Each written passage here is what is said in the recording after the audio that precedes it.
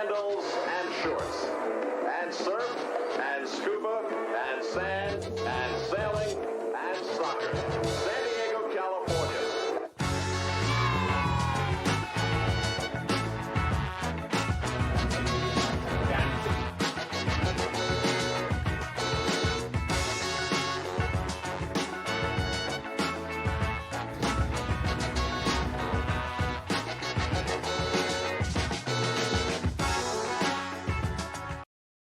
Season's greetings and welcome. And I closed it, and I am here on a Monday. We are good to go. Season's greetings to everybody who is joining us. Beautiful, beautiful day in San Diego. There's the song again. We are going to go ahead and get into the fodder of San Diego Punto Football and everything that's happened here in the past week. San Diego Wave, again, have fired Casey Stoney, and they bounced back with the biggest loss this year, I believe. We're going to get into it with Abe Cepeda. Also going to get a call of the sirens, get reactions, get the feelings out there, make sure that we're all on the same boat together. Maybe we're seeing things differently. We're going to go ahead and play some Paul Buckle audio, interim head coach, post-match. Guy just seemed to be happy to be there, and nothing more. We're going to get into that, and as well as Copa America. The Copa America has ended for the U.S. and Mexico. We were there at SoFi Stadium. It was honestly one of the best days of my life. Not gonna lie, it was pretty sick. We're gonna go over that. We also had some audio from the fans outside. I've always wanted to do that. Teo Azteca, Televisa style. Just like, oh, ¿qué tal? Asked about Chucky Lozano with some people to see if they selección needs Chucky Lozano and whatnot, as well as at Sarapa de San Diego. We're gonna go ahead and dive into some public information that became public from the supporter groups and SDFC, and just kind of touch on all of that, everything and that much more, along with a Chucky Lozano giveaway. Not Chucky Lozano himself. We're going to give out the scarf in this presentation here at the top of the hour, talking about Copa America. So stay tuned to see how you can go ahead and win that for yourself. Shout out to everybody who is in the chat already, making sure that they're coming in, soaking it in. U.S., Mexico. Everyone's in pain right eliminated. CONCACAF sucks unless you're Panama. Unless you're, Canada? Yeah. It's all good. You always got the Olympics to look forward to, right? 100%. But in any case, San Diego Punto Football is proud to bring you the coverage of the Copa America. I guess. It was insane. We're going to touch on it a little bit later. But locally here, right? So there's the one team that's still and has been, well, I don't even know at this point. We keep saying San Diego Wave, the only team that's playing in San Diego. I mean, they're playing, but not playing good. Not playing at their best whatsoever. So if you are in the chat, if you're on Instagram, if you're on Twitter, if you're everywhere, you can go ahead and leave your comments, leave your thoughts about the game. We're going to go ahead and, just make sure that we are that voice of San Diego like we've been for the past 4 years, over 4 years now. That has put us in a prime position. Thank you for everybody who's coming in. Yeah, Mexico, USA. It's nothing compared to CONMEBOL, apparently. It looked rigged. We're going to get into all of that. And also a Legion game that I want to touch on, the rugby game that our friend and buddy that I'm about to bring on for San Diego Wave coverage. Abe Cepeda was also there, but there was tons of chat from Jill Ellis at the season ticket member. There was a lot of chat, but not a lot of new chat. We got some inside information on kind of what those discussions were, and overall just a big mess in San Diego when it comes to soccer at this point in time. So with that, let's get into our San Diego Wave coverage.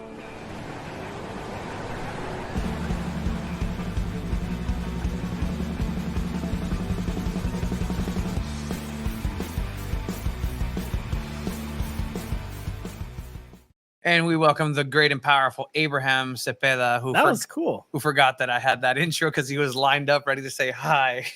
That was really cool, man. Cool. I'm glad you guys like it. I worked really hard on it.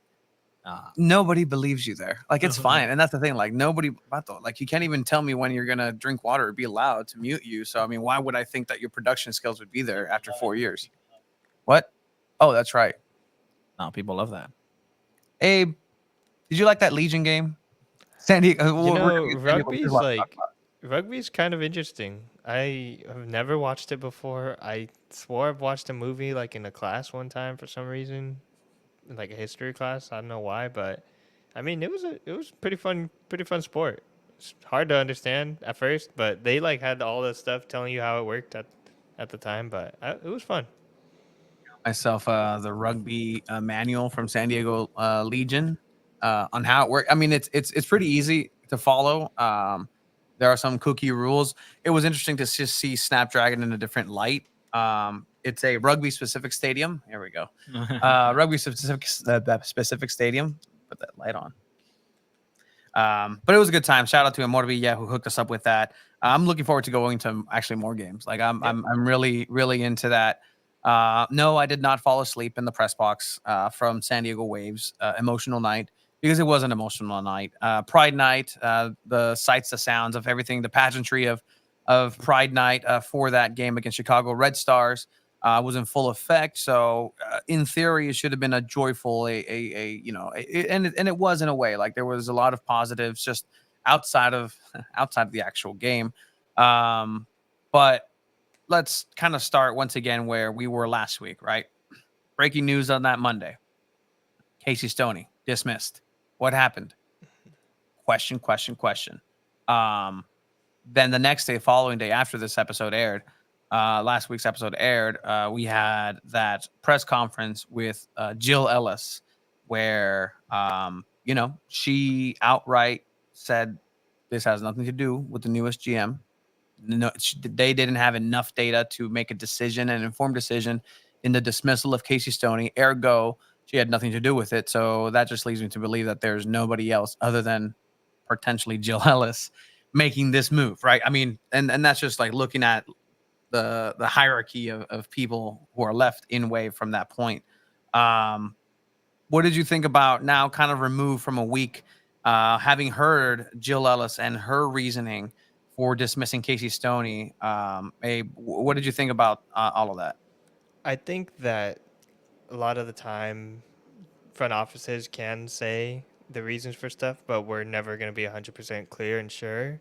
And, it's kind of weird either way if that, like, the new GM didn't really have any say or decision in this at all. Like, if you expect someone to kind of lead the team into the future and not really have a say or decision on this matter, it's like a little bit confusing. But I mean, that's what Jill Ellis told us, so I guess we have to take that for what it is at this point. But it's still a little questionable to me, honestly. Like, that for a new general manager to have no say in such like an important decision like that seems a little crazy. Yeah, I agree. It's definitely weird. I feel like it's something that you would discuss with your new GM coming in. Whether it's kind of Jill Ellis kind of taking blame on it, just in case it backfires. I mean, sure, but to me, it is very fishy. It is very weird to not even include your GM in it, not even have a discussion about it, like saying that she had no say in it. I don't buy it, to be honest. I don't believe it. And just one of the other more interesting details that she brought up was the qualification standards for the CONCACAF Women's Championship, I believe it's called. Like, she made sure to say that you need to win the Shield, win the championship, or get second place in the season. And like, I think that's past the Wave this season as far as in the standings go. Like, there's still a chance at the championship, but first or second place, like, there's pretty much no chance that they get that this year. Yeah, no, I agree. That's definitely out the window. But yeah, I don't know, Tony. What did you think of all this too? I mean, other than the fact that at the end of the day, Jill Ellis is taking responsibility for this, right? Because move past this season of San Diego Wave results, however it may be. So you're telling me that the results is the basis of this decision to dismiss Casey Stoney. That's been out. That's been commonplace. That's been just information that's out there. Which means that two things, actually. If Wave do not turn it around at the end of the season, you fired Casey Stoney for absolutely nothing. Absolutely nothing. Because you could have gone ahead and had the season go through, have her go through the grueling schedule that Wave are still going to go ahead and face. The players are still going to go ahead and face this. Hey, it's Abraham Speth asking a question right there. Let's see, how do we do this? Just remove that and then put us here. This is something that is going to come back, and she better take responsibility for if it doesn't work out. We've already seen one day. Somebody disagrees outside. We've already seen one game of this turnaround with an interim head coach. It's difficult. It's whatever to come in midweek and try to win a professional soccer game. I'll give you that. I'll give anybody that benefit of the doubt. But at the end of the day, you could have gone the entire season with Casey Stoney, reevaluated in the offseason, and then parted ways and said, hey, you know what? Future endeavors, enjoy them, Casey. There are rumors that are going and circling around about how it actually went down with her dismissal. There's a lot of traction and just talk about, hey, like how Jill Ellis wasn't even on the phone. Like they just kind of told her it was her agent. What I know, and this is from a confirmed source, is that, and I figured this because Casey Stoney is an employee in the state of California. State of California, there are rules and regulations on how to terminate an employee, which require human resources and your boss. So, for a fact, both Jill Ellis and a human resources individual were on the phone while Casey Stoney was in England when this decision was made. Was this a planned decision at this time? I don't think that it was a matter of Jill waiting for Casey to leave the country to do this. I think it was a very unfortunate timing. Casey Stoney, again, being public, went back home. Her uncle, I believe, passed away. So she was going to be already in England. She was in England when she got the news. She herself said blindsided. On a statement today, I think she said bitterly disappointed for this decision, which I can just kind of reflect and tells you what went down on her side of things. This wasn't a removal from herself from her position. She wanted to continue. She built something incredible here in San Diego, and I think that's the one thing where people are coming out and they are in support for Casey Stoney because this is the only manager for San Diego, but she also ushered in a new standard. I think. Just I hope that whoever does come in permanently for San Diego Wave is able to match the class and the standard of what a good manager should be, regardless of results. Se portaba bien con nosotros. Like that's one thing that like she was always cordial to us. She didn't need to, but at the end of the day, like she was always incredibly player centric, tactic centric, soccer centric. So it's a shame that she's not going to be here. A lot of people, have had time to process it, but other than that, now moving into the actual game because there was still a game happening. It happened on a Monday. Friday was Pride. Like that's the quick turnaround of this entire thing. I did not have high hopes. We had media availability on the way to Copa America and spoke to Emily Van Egmond. We were supposed to have Kaylin Sheridan, but she was unavailable. She wasn't unavailable. Goalkeepers practiced earlier, and it was just a mix-up. Yeah, there was a mix-up, and they kind of forgot. Like, oh yeah, that's right, we practiced earlier. Can't have Kaylin then, which is fine. Got your favorite, Emily Van Egmond, per request of Chiva. Like, she was able to be an NBC with Darnay Tripp, so it's all good. Shout out Darnay. Shout out Darnay. But in any case, got kind of the sense that it's a weird day at training that Wednesday. It really was. It was a weird feeling. I feel like the awkward. players were also like, "Oh wow, like your job really."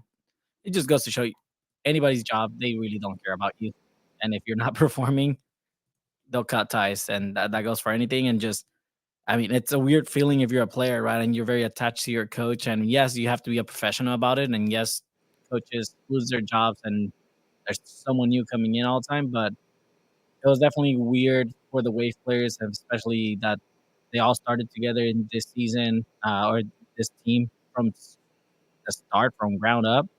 To see the first coach let go, and obviously it's going to be emotions. It's going to be hard to kind of get used to it, but It was definitely a weird vibe that There's emotion just everywhere with the results, with the dismissal case. Tony Todd over here, wife got up early. She goes to work at 11 p.m. To go to the Wave game. She was disappointed and wanted to know if we can get rid of our season tickets. That's not the first person that I've heard say that, who is a diehard Wave supporter who still loves the players. And then we'll touch on with the Call of the Sirens on the actual season ticket member event, which is fun. Smart. There was that media availability, and did you get a sense of anything, Abe, going into this? We talked to Paul Buckle, who has worked with Jill Ellis.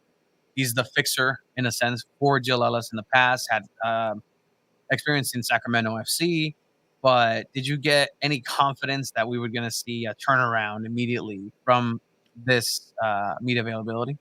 So he mentioned changes that were going to be made and kind of playing more on the front foot and attacking style of soccer, which was interesting. It's hard to kind of implement that in 1 week, obviously, but I tried to dig in a little deeper, asked him more specifics on what changes he made. He didn't really want to give me much. He said he didn't want to get in trouble, but I think that it was interesting. They did play a bit more on the front foot, I would say. But at the end of the day, it's still same old story that it has been all season. They couldn't score goals, and I don't know how much an interim coach will be able to change that. But I mean, going back a little bit to the timing of this decision, I think when you see a coach like this, if they're not performing, this does open the opportunity for coaches from abroad, from Europe, anywhere else that are out of season right now that are going to be interviewing for this job that have already requested to interview for this job. I mean, Joe Ellis said that like her inbox is full, which I'm sure a lot of agents are over here trying to get their manager into the Wave because it's a great situation. But Yeah. I think that we'll just have to wait and see. I mean, midweek press availability is always going to be tough for a new coach, but I think Buckle handled it as well as he could. Yeah. And then after Naomi Gurma, who had been named along with Jaden Shaw to the U.S. Olympic team, nixed Alex Morgan from that roster. Emily Hayes, head coach for the U.S. Women's National Team, going into the summer games. So it was just a jam-packed day that Wednesday of just emotions everywhere. Morgan was at training, and from what we saw and what we've been hearing as well, she looked excellent and lethal and rejuvenated even at training leading up to the Friday game against Chicago Stars. But didn't see any of that. Did not see any of that. It was just a overall tough day in the office for San Diego Wave. Is there anything else we want to touch on? I mean, you mentioned the changes, right? Not standings. ¿Cómo se llama? Alineaciones. The starting the lineup. So I mean, the starting lineup for Wave on paper is one of the strongest ones, right? You have Caitlin Sheridan, Hannah Loonsvig, Vidal Kemper, Naomi Girma, Chris McNabb. That's your back line. Van Egmond gets to start. Kolaprico kind of picked up a knock, so she didn't train with the team, so she didn't play. McCaskill joining her in that midfield. You have Mackenzie Doniak at the right wing, Jaden Shaw playing at the 10, Maria Sanchez on the left wing, and then Alex Morgan on top. On paper, this is as good as it's going to get for San Diego Wave. Yeah. And I think for the future we can have questions about certain defenders, if I'm being honest. But right now, I think that's definitely the best lineup. I mean, let's touch on that, right? Like, which defenders are you talking about? I know there's one. I know that it's one that you've tried to retire before, Chiba. Vidal Kemper had, I agree, probably one of the worst performances we've ever seen. I wasn't impressed by Kristen McNabb either. I think McNabb is probably going to be a player that you let go at the end of the season, if not mid-season, because she has not just been performing. She's gotten injuries, and at the left back, she's just not cutting it. I think that's a player that you eventually have to let go as well. Yeah, but overall, I think you're just looking back at these highlights and lowlights for the most part. You mentioned it, right? Like a highlight for San Diego Wave, or was it somebody else that mentioned that the only highlight was Alex Morgan getting a corner kick? For this game, I don't think so. I think the handball that Melanie Barcenas drew was pretty exciting. But see, now we're talking in what, Second half. second half, end of the night. People are packing it in. It's already 3-0. Ultimately, Chicago just came up. There was just miscommunication. Their heads just didn't seem to be in the game for San Diego Wave. This was a game where San Diego Wave had a lot of the possession. They had a lot of shots, very few shots on target. If you look at the percent, 16 shots, 4 on target. It's not a great performance. You are dominating. Therefore, when you have the most of the possession, you feel like you're playing best and your performance is good. But at the end of the day, it's all about the goals you put at the back of the net. And that's something that San Diego Wave can do, and the defense just struggled. I mean, you go into close to the end of the first half and you get a kind of like a deflection by Girma, and you get her first NWSL goal with Wave, I guess. It's an own goal. It's just very unfortunate. It's a deflection that just happens to go in. And what went through you guys' mind? Even before the deflection, though, the issue with that is that Abby Dahlkemper kept Mallory Swanson onside there. Yeah. And that's just not a great thing to do with, especially with Mallory Swanson, who's one of the most dangerous attackers in the whole league. Like, you can't be doing those kind of things. And it was a difficult game for San Diego Wave overall, because the strength in this team has been, and the entire season, the one thing they can't score. But hey, what's up, AMC? They can't score, but the defense. That's the one thing that everybody kept saying. Well, it's an elite defense. It's the best defense, and one of the best defenses in the league. And they haven't allowed the second least amount of goals this season. And sure, they're not scoring, but at least they're not conceding. And you got the play right here. Flag stays down for now. It's out for. It's in. It took a deflection and in. They're looking at the offside flag to see if it would come up late. It stays down. Some way, somehow, Chicago has a lead on San Diego. Yeah. So unfortunate. And honestly, anytime you get scored on right before halftime, it's just a bit of a gut punch, to be honest. You have to go into the locker room thinking, wow, we played pretty well, and then this is how we got scored on. So then it's up to the head coach to motivate your players, say, hey, shake that off. It's a mistake. We're going to get one back. But yeah, here's the mistake. Abby Dahlkemper keeping Mallory Swanson onside, which by the way, she had a great performance. She completely tore up and terrorized the defenders for San Diego Wave. All right. Well, I mean, what else is there to say? I mean, she's one of the top attackers. There's a reason why Alex Morgan didn't make the Olympic roster. I mean, she's one of the best attacking. She's going to be a starting attacking forward, I think, for the U.S. Women's National Team come summer in Paris. So I think I don't know if everyone expected her to come back from an ACL injury this elite, but yeah, it's really impressive to see her still competing at this high of a level. And then here early on in the second half, Maria Sanchez with a right foot rocket. This is a goal 9 out of 10 times. It's a fantastic save of the week. Just type performance right there. It was going in this was going to be a golazo. That was Jaden Shaw, by the way. Jaden Shaw, excuse me. This is going to be the point to turn this game around. Another high point of this team has been, hey, they might not score, but they don't get scored. But if they do, the second half, right off the gate, right off the halftime, is when San Diego Wave is at their best this season. So we start seeing these things, and we're like, There's also a reason why Naher is the starting goalkeeper for the women's national team. She's amazing. That was a great save. Amazing save. That's just a top save. But the Wave struggled. They did at the end of the day. 1-0 may have been a little bit more fair of a scoreline because the other 2 goals at the end of the match, just miscommunications, something that you don't really see. And that's the unfortunate part here, because San Diego is just not there mentally in every facet of this play. Just getting bullied off the ball.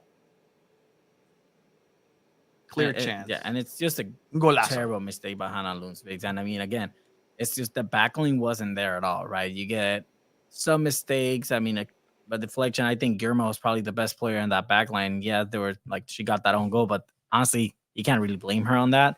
But Lundqvist making this mistake is just crucial, and I think that comes with age. Like at one point, you have to just learn to clear the ball. Well, not even that. Like, why are you inviting contact? And if you're not 100% sure that you're going to go ahead and maintain possession, right? Like, you have the out right there, right there. Yeah, you're putting your teammate in a precarious position because you see somebody closing in on them, but at least you, the defender, are getting that cleared. Like, you're Where is also Abby Dahlkemper on here? Like, you have to be scooting a little bit more right to give her that support in the back, give a pass back, but also Mallory Swanson's there for the freaking pressure. And get this, look at the body language of Dahlkemper. She's not saying, give it to me, give it to Sheridan. Give it to Sheridan. And at this point, like, you have Lundqvist, who's, okay, well, what do I do? You're right here. She's all the way over there, Sheridan. I need to make a decision. Let me buy some time by covering the ball. You get bullied off the ball. You can't catch up. Now it's a 2-on-1. Sure, Germer tries to catch up, but the finish is absolutely exquisite.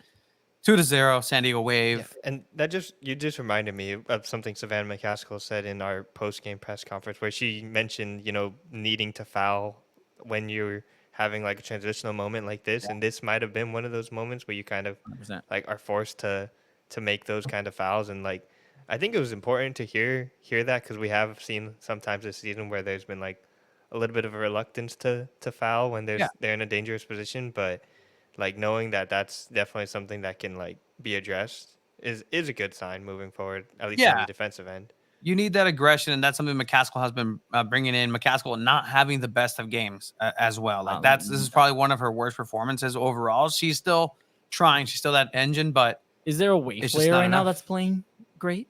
Jaden Shaw, maybe? No, I mean Guillermo. That's it. Mackenzie Doniak. Even Doniak, like, she's picked up a little knock, and she hasn't been the same coming back as a starting. Yeah, well, she got started in the midfield and still has a knock coming back in, getting put without a head coach. I mean, the biggest injury for San Diego Wave right now is just the mental uneasiness. And this is, I mean, then you have this mistake by Abby Dahlkemper. Like, I'm sorry, but you can't do this. It's literally copy paste the same thing that Lundqvist did. This is literally giving a goal away. Like, what are you doing? Get rid of it there. Get rid of it. You have all that green space. Go ahead, hit somebody in the Basher field side above the Mikolov one shot. You could still do it. You're looking back. You know the players right next to you. You know their strength. You know their speed. Caitlin Sheridan is ready to go. She's not even looking at Sheridan. She wants to challenge, tries to control the ball, but has an unfortunate touch. And yeah, that's all she wrote. This could have been 5-0 at this point. Yeah. This definitely could have been 5-0. Like 3-0. Yeah, it's not good, but it could have gone out of hand. Just the confusion, the body language of the entire roster, the entire team. It was a sucker punch to the stadium. And, this is probably one of the worst San Diego Wave performances in their history. I think the worst.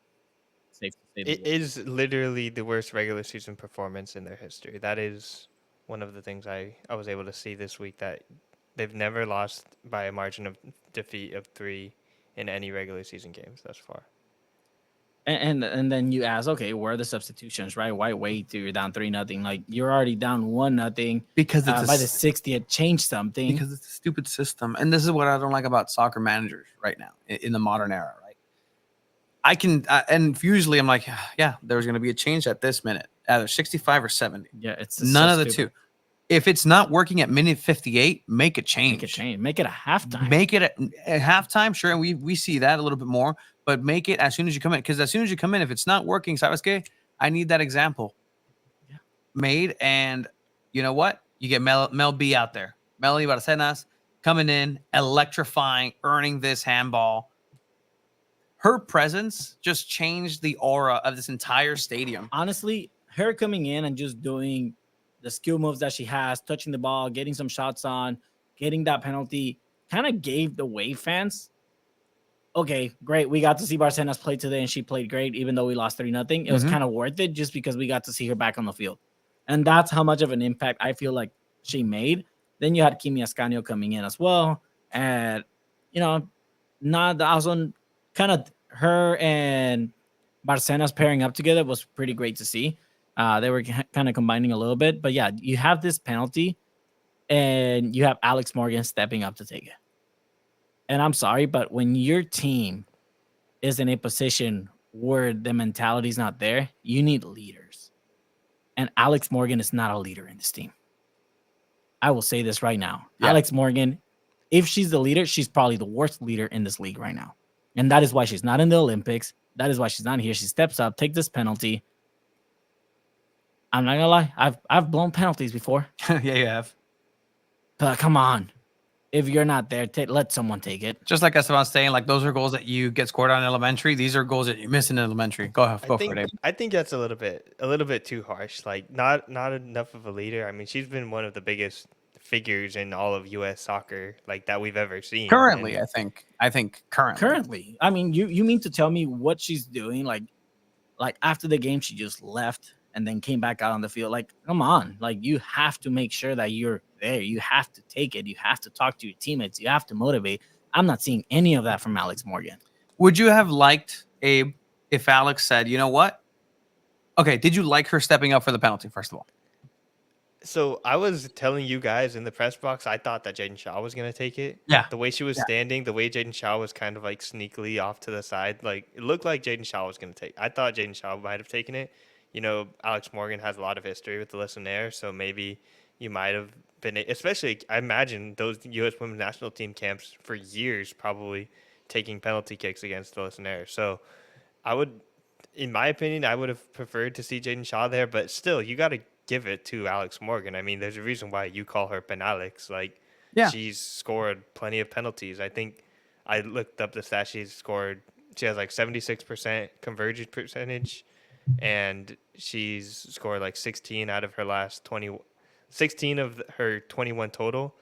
But the issue is, though, she's missed 5 total penalty kicks, right? 3 of those have happened in the last year. 1 against Vietnam in the Women's World Cup, 1 against Colombia in the U.S. Women's National Team friendly, I think in Utah. That was before they came to San Diego, and then this one here on over the weekend. And like at a certain point, you want to trust your players, but you have other players that can take those penalty kicks. So I think there might be a time to just say, hey, maybe it's time for Jaden Shaw to be taking these, or Kira Caruso or someone else. Yeah, Shaw's taking a penalty for the national team. Even Scored McCaskill can take this. But okay, granted, like you give it to her because of what you mentioned, right? Those stats are there. Even the best in the world in the modern time, Balotelli, Jorginho, like they missed too, like that, and they have a 98% percentile of scoring, right? Like that's elite. Alex Morgan is really good. What I question is why change? And yeah, maybe Alyssa Nair is like knows Alex Morgan to a T, right? But every time, most of the time that Alex has taken a penalty, I don't know if we have a heat map of it, but we can search it a little bit later. But just from being there, she likes to go and almost pass it in, cool, calm, collected, with some power, but the bottom left to right. She always goes for the bottom. So that's her preferred spot. I don't know what happened here, what her decision, what her thought process was, but it looked like she wanted to absolutely bury this in top bins, and that's what you get when you miscalculate that. The ball goes into the cove. Hopefully, everybody was safe, and then I'm gonna check with Tanya during Call of the Sirens right now, to see if everybody was safe from that. But yeah, I mean, this is just representing of the entire game, the entire season, the entire week for San Diego Wave, where it just was not good. There wasn't a lot of positives outside of Barcenas' performance. She did electrify, which then the question begs to like, well, is this because Casey didn't see her potential? Melanie Barcenas had been carrying a knock. She came back, and by that time, there was only one game. They were already on this last 3-game road away stint. Wave was, so she wasn't an integral part of the team. So they waited for her to come back. Came back. Casey's fired. Now she's here. So optics wise, like Mel B did great. That was the highlight, and a couple minutes after, there was one more play to try to make it 3-1. Alex Morgan gets the ball cleared out of the line, and that's just the luck that San Diego Wave is running with right now. And guess who said that? Remember who said that? This is how what it is right now. And that's the reality of it. Casey Stoney. In that last press conference in Houston, one of the last things that she said, I think it was you, Abe, or my question, when I got to my question, she mentioned that's just that's just what we are right now. Talking about the last minute play where my was it Maya Jones who took No, it who was hit the Elise Bennett. It was Elise Bennett. Elise Bennett took the goal away from a teammate right there. Like that's just happened. That's just the state of the Wave right now. It's just not the best of times, and I hate to just kind of keep harping on it, but first of all, this is the soccer side of things where it's the reality where it's just not working. The changes I don't think are going to be a net positive overall throughout the season. I also would have loved to have Alex Morgan at the press conference. Absolutely.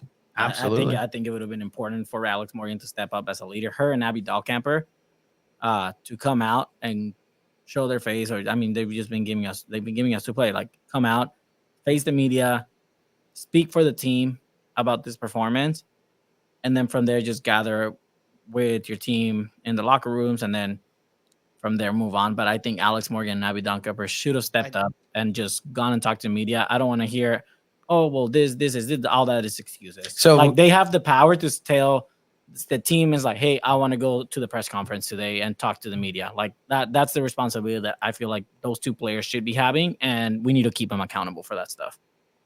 I think that like most teams at least send out their captain to most post game press conferences, and we at least one captain. It's been a long time since we've spoken to either captain, and I do think that hearing from some of the leaders on the team, it sounds like Savannah McCaskill is one of the leaders on the team, considering how, Yeah. and she did not want to be there. McNabb did not want to be there, and I think we were almost right to assume like McNabb being close to McCaskill and McCaskill getting told, "Hey, you're going to do post match." I think I told you guys in the press box. I said, I can't wait to talk to McCaskill and McNabb. Like, just in irrelevant performances, and just throw both of them to the media post game. Like, what are they going to tell us that we can already see? Like, I want to hear from the leaders of the team as to why the team is struggling, not from your left back that's not really performing or your center mid that's still struggling coming in first time in this season. Like, I'm sorry, but I need something different from the Wave, especially when it comes to post game conferences. Yeah, and then there's the one thing I will say about Alex Morgan. I mean, it's probably one of the toughest weeks as an athlete to deal with. As far as not getting selected anymore for the international roster, I think it wasn't necessarily a given that she would make the roster, but it's like been since 2015, I think, that she hasn't made a major international tournament roster, and like that's a huge thing to deal with in someone's career. And like, I know it's tough, like obviously, and then to miss a penalty kick too, like that's got to be one of the toughest weeks as far as being an athlete goes. It's part of the game. I mean, you reach an age and eventually new people come in and that are in better form, better shape, performing better. Like, that's part of the game. And I'm sorry, but again, your lack of leadership is showing, and Emma Hayes is seeing that. You had an excused absence for a game. We don't know what it is, obviously, but still, when your team needs you the most, you have an excused absence for a game. To me, that's still, come on, you have to be there. You're a professional athlete. You got to be there and you got to perform. And if you want to take that 20,000 view, the outside perspective of people who aren't covering the game here for San Diego Wave, who aren't covering the in and out, right? You just look at the replies from the penalty miss on our Twitter account, right? Like, there's a lot of this makes sense. This is why you're not. This is why she's not in the roster. This is why this.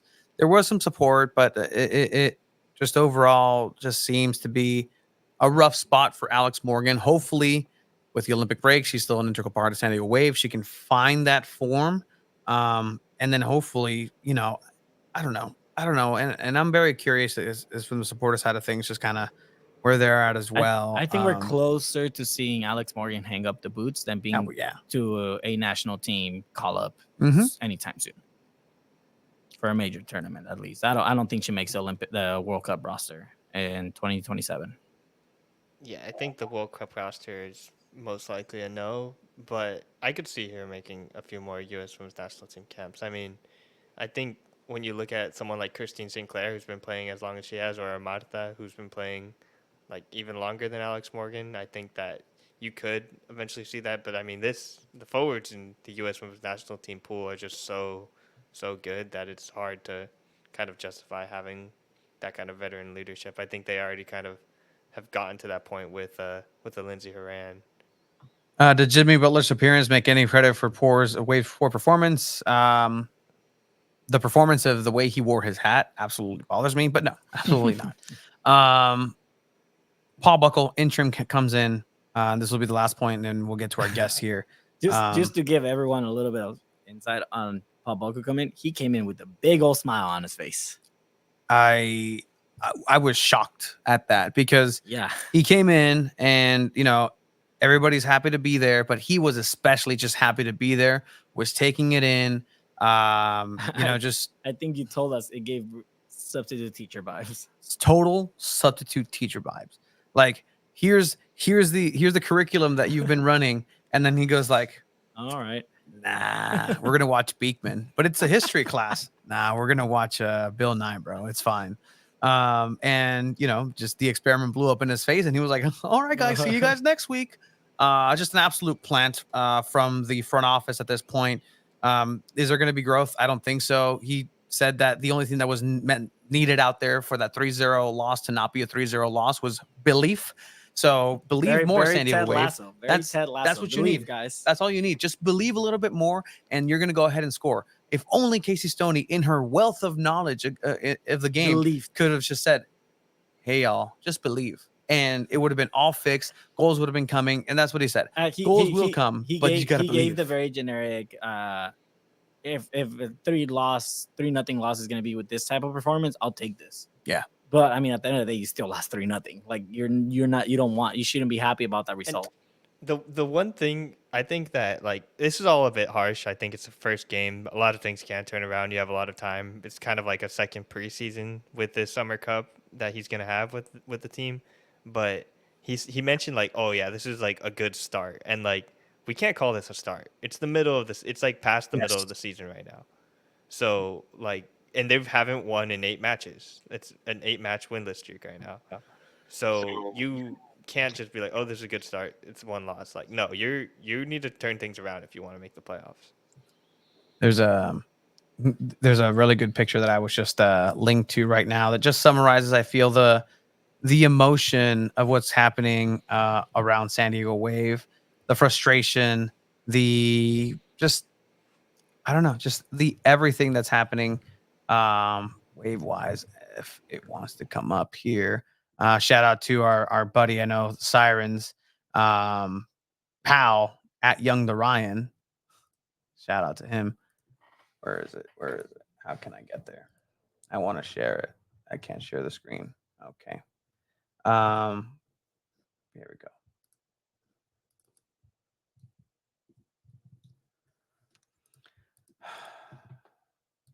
Why isn't it coming up? You guys got it? Or? I'm trying, Abe. I don't need. Okay. Let me talk about the next match against Portland then. Yes, They have a match against Portland. I believe it's July 5th. So day after 4th of July. It is going to be 99 degrees is the high in Portland, Oregon on Friday. So it's definitely going to be a tough match. Portland is top 5 team in the league right now. You're going to have to deal with Sophia Smith when your defense has kind of shown that you're struggling a little bit. I mean, Naomi Girma has stopped Sophia Smith in the past, but this is just a very tough time in the schedule to deal with. Like right before a break, you have like a top performing team in Portland at their house right after, like, it's a holiday weekend too, so I'm sure Providence Park is going to be packed. So like, you just hope that something good comes out of that game, but it's definitely going to be a really tough match. And we have to say results, as Tony's going to share the picture now. This is the frustrating part, and this is the frustration boiling over. It's a great image right there. That's just the state of the Wave right now. Just dismay, being upset. That was a bad call, by the way. This thing that she kicked it out. I think the ref called it a goal kick. But it was a corner. Yeah, it should have been a corner. All right. Thank you for everybody who's in the comments. Predictions Yes. for Portland. I think Wave loses. Wave loses. I hope they don't. Like, that'd be good. That'd be a story. Like, all right, cool. And that's the thing. Any positivity from now on is they're gonna get tagged on to like, well, maybe Casey wouldn't have done this. It's just now changing because Casey's not here, and there's no winning here. And when you get a performance like this, the one thing I'll say, last thing before bringing Tanya here for the Call of the Sirens, is that I don't think Wave lose 3-0 if Casey Stoney's at the helm on Friday. I don't think so either. I don't think so. I'm not saying they're winning. I'm not saying they're tying. I'm just saying they're not losing 3-0 at the end of that match. We can bring you back in here in a bit, Abe, if there's something. But again, thank you for all your work. You are the #1 San Diego Wave reporter, hands down, hands down. There's no question about that. We're gonna go ahead and put you a wave and and then go ahead and bring on the Call of the Sirens. Thank you, Abe. You're the best. Where's the thing? There it is.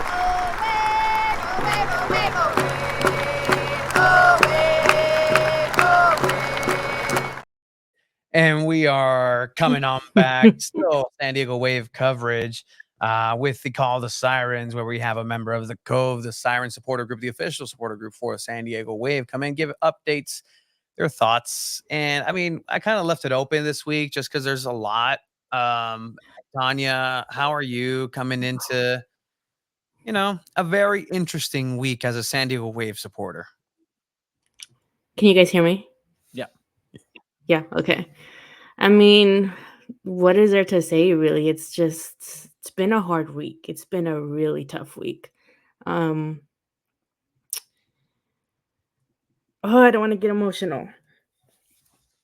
It's okay. It's a safe space. To lose someone like Casey was rough. It was really rough. She just meant a lot to the community. She helped lay the foundation of this club, and we thought we had her for another few years. Being a Siren has been really hard the last few days. For me personally, it's been tough. It just kind of felt like I lost a part of my family. Like as a supporters group, you build connections with players, with coaches, and Casey's family. When we know like how much they struggle to get here and stuff, and I think all of that, like the personal aspect of things, also just kind of put things into perspective. Like humanized the coach, and it wasn't just Coach Stoney. It was Casey and her family. So it's been rough, but I know we have to keep showing up for our players, and they've been going through a really hard time, and we just have to keep going, showing up for them, supporting them, showing them love, and that's what we've been trying to do, regardless of how we felt and anything else. We had to show up for them on Friday, and it was something that Casey told us on Instagram, Twitter, too. She said, show up for the players on Friday because they deserve it. And that's what we did. I think we had some of the best energy in the Cove that this last Friday. And we just wanted to give it our all, for the players on the field. And we're gonna continue to be here for our players no matter what. It's an absolutely first of its kind for a San Diego Wave fan, player, person involved. And I think we mentioned it here, where even for us on the outside, inside, outside, like Casey has always been a class individual. This event actually was where she came out here at the Novo, and she was like, "Hey, thank you for asking me like soccer questions. Like, I'm sorry you got to deal with that shit. Like, I'm so sorry that you have to do that." But we had a good conversation after that, and just a human being. The human aspect is something that's forgotten, and I think that's what is important, and not to lose sight, because as you mentioned, right, like at the end of the day, as a supporter for the club, you support that crest, regardless Yeah. of who's there, right? Like right now, Sabas, this is not true, but like Tom better or should maybe, I don't know, work on a Paul Buckle, you know, tifo, or he has to earn it first, get a victory. But He has to earn that. Yeah. absolutely, and I think right now is you're encapsulating the emotion that did go into this past week, and it's more than a game in this sense, because you do get those aspects, and um you know, you just kind of understand that like this is a decision, and this is the cruel part of the game. We get to know these individuals and these players. They're kids, and they really like the road mics when we put them on the post match conference table, and you know, like it was like, all right, like okay, cool, like. But I always, even with her kids next to her, always gave the soccer and like, no, like we sucked. Like, hey, pipe down. But no, we weren't good today, or we were great today. Just always a consummate professional. But as you said, like I think the Sirens really did well by Casey, and I think she responded Yeah. in kind as well. Tanya, I'm curious. Has the Sirens had any conversations with Joe Ellis about just the decision behind the firing of Casey Stoney, or what has been the message from Joe to the Sirens? They just want us to be there for our players. They want us to continue, to be there for them, especially right now. She did let us know before the news broke. She let us know that this was happening. So, it took us by surprise, but we're still going to support our team no matter what. It affected us, obviously. We're still all recovering really, like, emotionally, but we know we have to keep going, and we're going to support them, and we're going to root for them, and try to do whatever we can to just let them know that, hey, we're here for you. And that was one of the reasons why we sent a note to the players on Friday, just for them to make sure that, like, hey, we got you, like, we got your back. And like Tony said, this is the first real, like, big hit that we take, and so it's not familiar territory yet. So we're just gonna keep chugging along. Yeah, and those images just come out from the letters in the locker rooms for the players. Was that already going to happen, or is that kind of because of the reaction to the news of Casey Stoney? Were these already written prior to the news? Did that affect what went into the messages for the players? The message to the players was gonna happen, just because we know that they've been having a hard time, and then obviously the news came out, and we really wanted to emphasize that we support them and we love them. I just wanted them to kick some ass. It didn't happen, but it was a rough loss too. But we just wanted them to go out there and do the best that they could, especially in the situations that they have been in. And I think it was a rough game, obviously, for everyone. And we all made it out alive from that ball that Alex sent over to us. We all were good. Everyone was, like, really focused and paying attention. So people ducked in time. So it was all good.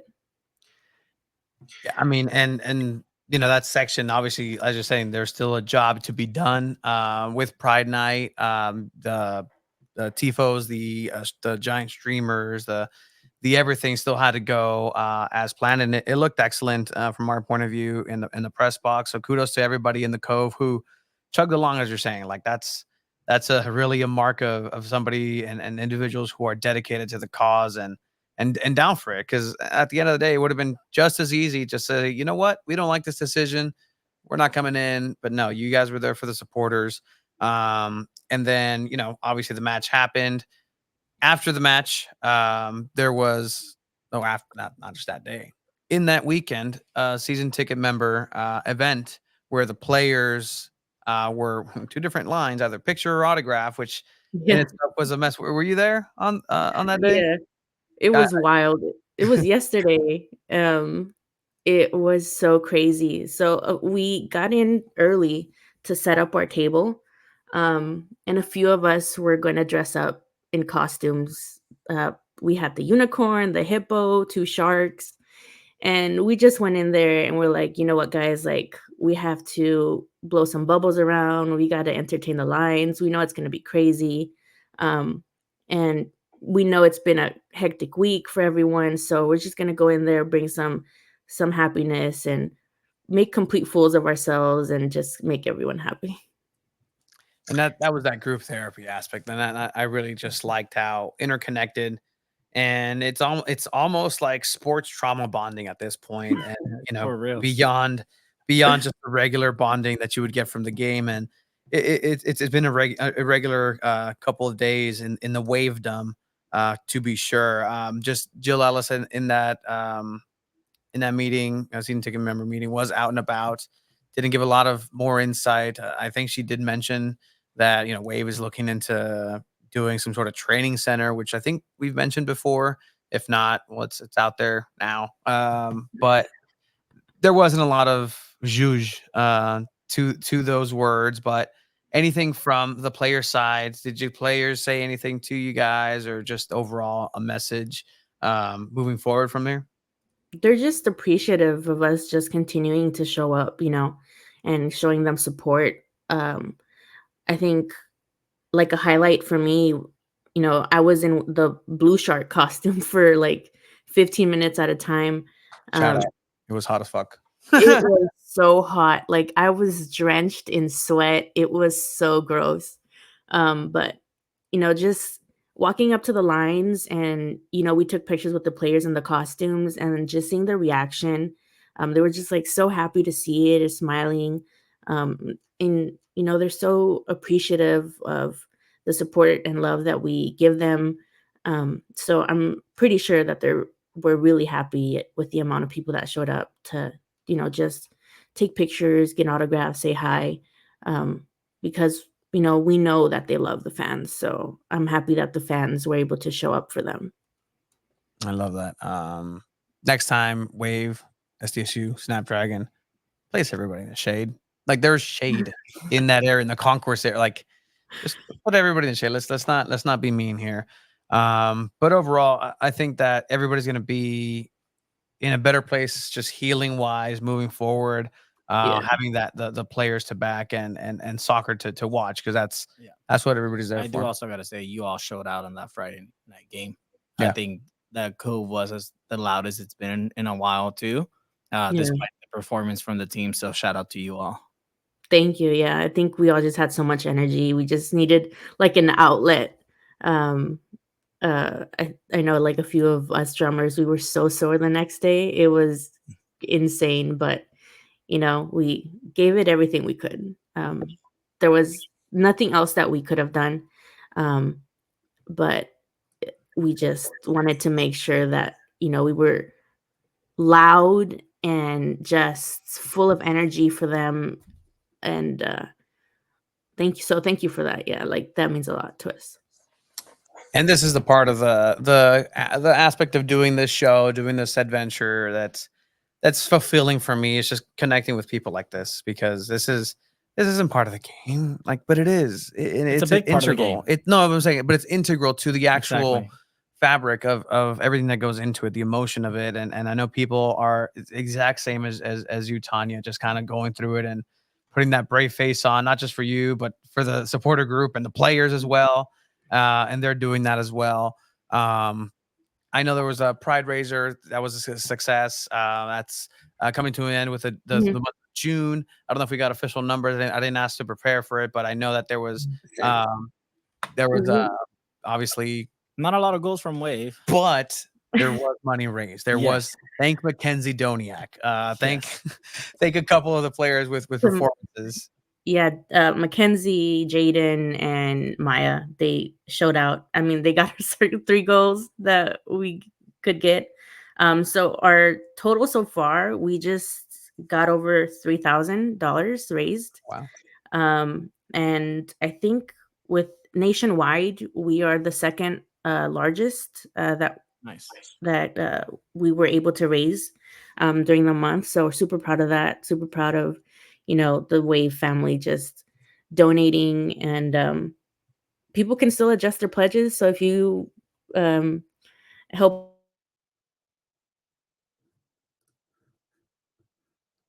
Keep supporting pledges. I think Tanya is on a slight delay here. We'll see if we can get her back here. But as you're saying, you can still donate. This is something that's open. And it's something that is a great cause. The month of June might be closed, but guess what? You're in San Diego. The Pride Parade and all that is in July. If you're a good San Diegan, you're aware of that. But in general, just it's a great cause. Not a lot of goals, so you can do your part, right? Like the forwards, the attacking for San Diego Wave wasn't necessarily there for Pride Raiser. I think we have her back. I don't think so. Not yet. We'll connect with Tanya here in a bit. But ultimately, like I think the overall emotion of it, like I think sports trauma bonding is the best way that I can say that this last week has been for the supporters group. Yeah. And just in general, meet and greet was great. Don't think nobody cared about the last scores. It was just positive energy and all smiles.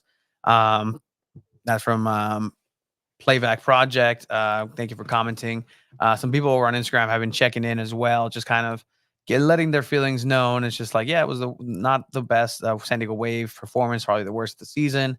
They need to turn things around or we'll get lost with SDFC coming in next year. And I think that it overall just has a lot to do with this movement to be positive and be grander. Tanya back already. We do have her back, so we're going to go welcome her back. My bad, guys. I lost internet. I lost connection. No, you're good. You're good. You're It's saying all good. This is a garage. People can still. You're saying people can still donate, right? Yeah, people can still donate to the Pride Raiser. So if you, I think emails for that are going to be going out tomorrow. So expect to see one if you did already donate. I love that. But with that, there are going to be events rolling out. Anything with the Sirens coming up in the next couple of weeks. I know there's one game away in Portland. Watch party anywhere. Watch party, and then watching Jaden and that's the oh my god, Jaden Shaw. Jaden. Yes, that's the one I said. Naomi Girma. Yes. I think there is going to be a watch party. We should be announcing it Wednesday. Mm-hmm. Okay. And then a big amount of sirens. I think like 20, 25 sirens are going to be going up to Portland. Oh, wow. So, I mean, Portland puts you in like this really crappy, like shitty corner, and it's so bad. But they're going to be out there trying to make some noise. So it'll be fun. Hopefully, Wave come out with a win there, but it's going to be tough. One can hope. And that's the thing. Like the players have they're the professionals. They have a job to do, and hopefully they can unlock something. Because again, this roster is incredibly talented. They have diehard fans before they step foot on the field for a reason. It's because of their talent, and that's something that everybody was saying. Even interim head coach Paul Buckle came in. He was like, "I was set up here for success. Like this is an abundance of riches to try to do this." And it's like Casey was, 100%. This was built for that reason. But Tanya, I can't thank you enough for just braving everything, being the face of the Sirens this week. There's so much that goes into it. But is there anything else here for the call of the Sirens for us tonight? I just want to obviously thank you guys for like giving us this opportunity to like be on here and talk. It's not an easy conversation to have, but I just want to let all the Wave fans know, keep showing up for our players. They need you right now. They need that energy, that love and support that only we can give them, and just show up and show out. That's what you got to do. Because again, you're supporting the individuals, yes, but you're supporting the team and the city that represents the city at the end of the day. Tanya, it's been a pleasure tonight. Thank you. Get some rest. Well deserved.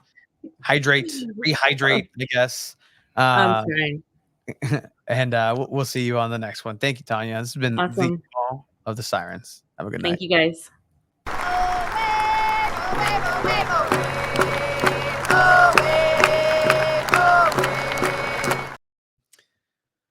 I mean, that's the incredible part about That's this. how Like the somehow, supporters feel, man. somehow That's how they feel right now. that just kind of brought me back to that moment of like, wait, what's this news? Case like it's just that immediate knee jerk of like just question marks and just feelings and just knowing people have such huge attachments. Like at the end of the day, like I don't care if you work at Qualcomm, I don't care if you work at Sprouts, I don't care where you work. If you move your family across the world and something happens work wise, at the end of the day, like that's still a giant thing that they have to tackle. It seems like Casey's gonna focus on family for right now. I it'd be funny. What? Utah just fired their head coach. Oh, They can do the funniest thing right now. they really can. I mean, I don't know if Casey wants to move to Utah or what the commute from San Diego to Utah would be, but like there are pieces from San Diego Waves past on that roster. Abe, what do you think about that real quick? I'm gonna bring you back in. Wouldn't that just be the funniest thing? I mean, the Wave kind of looked a little bit better with Kayla Real than Abby Dahlkemper at times. God, it's brought you back to shoot your shot. Just shoot. That would be really funny, honestly. I think doubt they're she gonna- stays in the U.S. though. Yeah, no, I don't she think so. I don't think so. fucking Either. hates this league. Yes, she does not. Like And that's the thing. People are like, oh, because she was outspoken and she didn't like. Maybe because she was outspoken within the Wave to Wave officials, but outspoken in the league, like that was something that the team always backed her up in. So that's not anything having to do with the actual decision to dismiss her. But again, just want to give a shout out to Tanya. Built by Stoney was the shirts. There was a lot of support for her and her family and for everything that she did. Because at the end of the day, guess what? San Diego Wave was built by Casey Stoney. Period. Punto y hecho. Punto. I know we're going to transition over to Copa America. I just sent a tweet. Don't share. Just look at it. I want you to see it. From who posted it? Oh my god. Oh my god. Okay. Yeah. Well, it's technically Copa America. That's what I'm saying. Friend of the podcast. No, that okay. You know what? You can show that tweet. We can talk about We can this definitely guy. show All that right. All right. If you have opinions like this, Anything. literally, it's so misguided. It's dangerous. It's sexist. It's oh my gosh. I can't believe you. How did you find this, Chiva? How did you find It this? just popped up on the page for us on the account. It's a soccer tweet. It's Andrew Carlton. We don't follow him. That's good. Can I show the tweet? You can show it. I think you should show it. You should let if people have bad opinions like this. They deserve to be. So to be Andrew shown. Carlton, we're gonna transition over to Copa America, and obviously the U.S. got eliminated. Andrew Carlton had some opinions on this, saying that people complaining about Berhalter are the same people celebrating equal pay for men and women national teams. Oh my god. A $2 million salary isn't going to attract an elite coach. Unfortunately, that's our budget because that's what the women's coach gets paid. You're going to get what you asked for. I am sorry, but this man did not represent San Diego Loyal whatsoever. That is terrible. I wanted to share this just because it's just despicable from Andrew Carlton. Oh my god. If the U.S. men's national team had Emma Hayes at the helm, things would look a lot different. I think. Oh my god. Like, That's your boy, Tony. That's your seat, Chiva. He sat in your seat right there. Yeah, he allowed him to go into his house. I don't know why. I'm sorry. Okay, these kind of he's opinions torn by are Batman genuinely like so. To me, I find them kind of pretty offensive because it's just furthering divides in social culture wars, creating this idea that like you have two different like it's because you have to do equal. Like no, U.S. soccer is cheap and they don't want to pay people well. Okay, they don't want to find a new coach because they're lazy and they'd rather just deal with Greg Berhalter. Okay, like it's not because they went and got the best women's coach in the world. That's not why the U.S. men suck. Okay, like that's just oh my god. And the U.S. women's national team is one of the best teams ever in the world as far as federation. Like it's just. Casey Stoney for U.S. men's national team. I think they do better. Best selección, vato. Like she can fix Have you selección guys? up right I now. mean, just because we're in the Copa America topic, have you guys ever seen something like this? Okay, again, the U.S. men's national team lost to Uruguay, but have you guys ever seen something like this? Pulisic goes to talk to the ref after, shakes hands. The ref refuses to shake Pulisic's hand. That's fine. I'm okay with that. As a former referee, you don't have to. You don't have to be forced into that position. I've never seen that. Never seen that either, but I respect that. That referee did have. He was investigated during a Copa America, or just a referee. He reffed a game for Boca Juniors, and he gave like a very bad call. Or something he gave a very bad call. They investigated and they found like a bunch of jerseys from that game from Boca Juniors players. So I mean, commendable for you. All right. We have a little video package, and this is going to be the giveaway for the Chucky Lozano scarf. This Chucky Lozano scarf, which was presented alongside his presentation. It's the one Chucky had. I'm just kidding. It's not. Right there. So we're going to go ahead and give this away.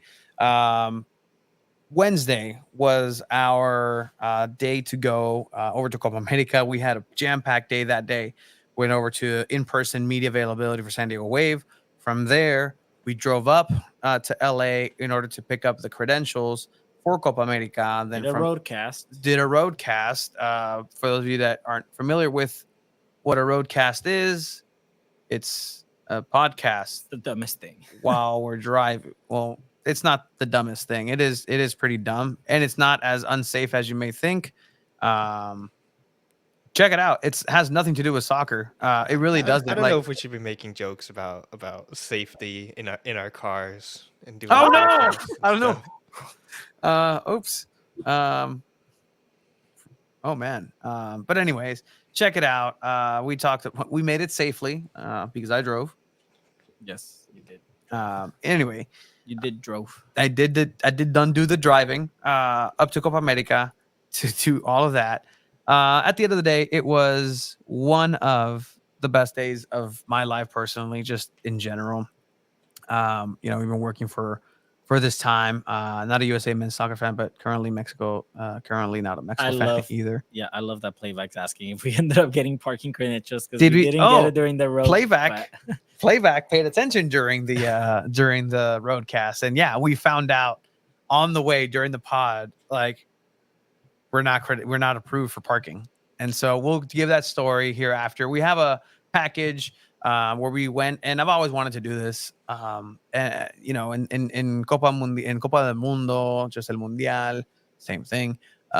In all these tournaments, and the Mexican coverage is very interesting. Like they have serious tactics, X's and O's, but then they have Eugenio Derbez going up to do man on the street and just interviewing random people, and that's something I've always wanted to go ahead and do. Is just be out there and have a fun time with some people. We met up with some people who had an SDFC hat, and I'm like, oh, this is very interesting. So let's go ahead and do that. Enjoy this video. In order to go ahead and win the Chucky Lozano, keep calling it the Chucky Lozano, but that's what it was. The SDFC scarf. All you got to do is tell us in the comment section. Could be on Instagram, could be on Twitter, could be on YouTube right now. After that, this video plays. How many goals were scored at SoFi in the last clip of this video? This will make sense towards the end. So with that, you haven't seen the save. That's right. I don't know if you're going to watch it or you just can click off, but enjoy.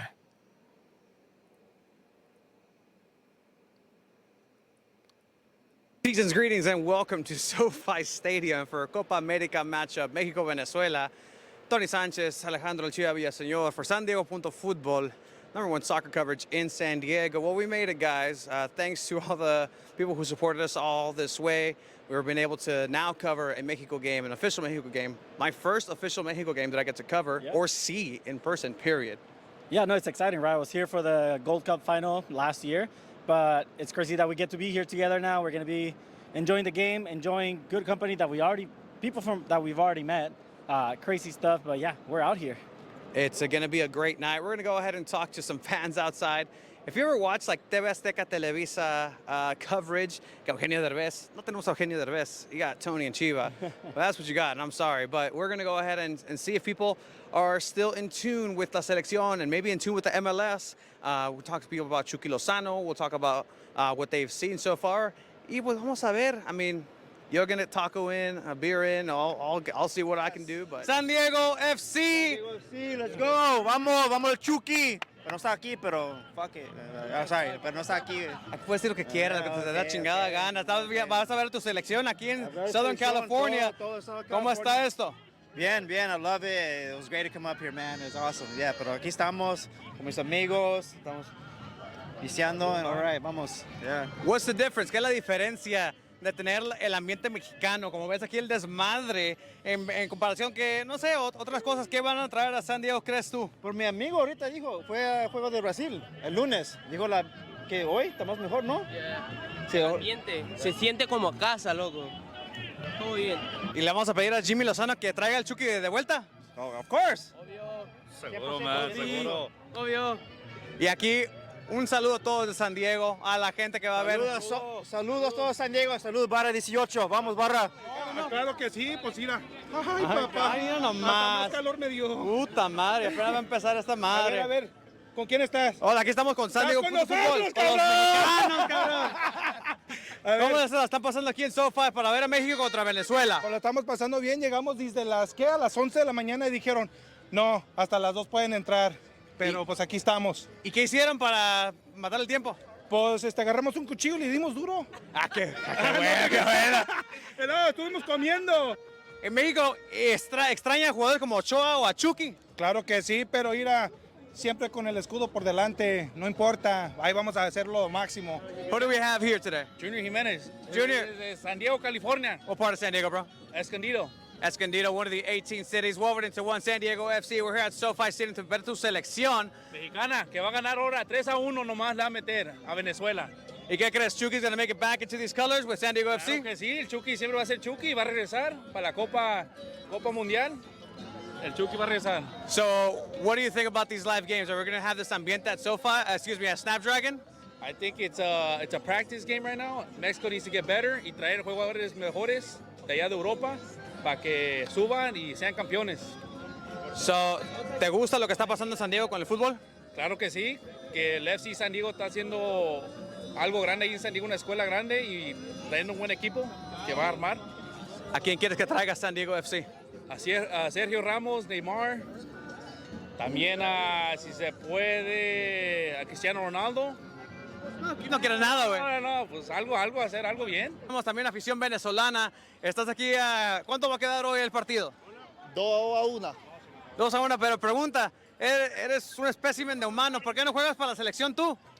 De fútbol no, básquet sí. El básquetbol sí. Pero vengo a apoyar mi equipo venezolano.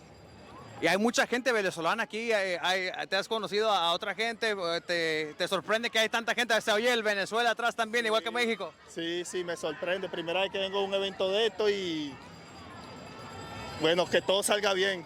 Primeramente Dios. Entonces, el fútbol aquí en Estados Unidos todavía no crece como en el mundo. ¿Te está gustando? Hablas del básquetbol, pero ¿te gusta el fútbol? ¿Te está gustando cómo está? Nada más vengo por mi equipo que es Venezuela. Y aquí tenemos a la selección mexicana representativa también. ¿Cómo va a quedar nuestra selección? Va a estar difícil, pero Que gane el mejor. por la mínima, va a ganar por la mínima. 2-1, 1-0, 3-2, pero por la mínima gana México hoy.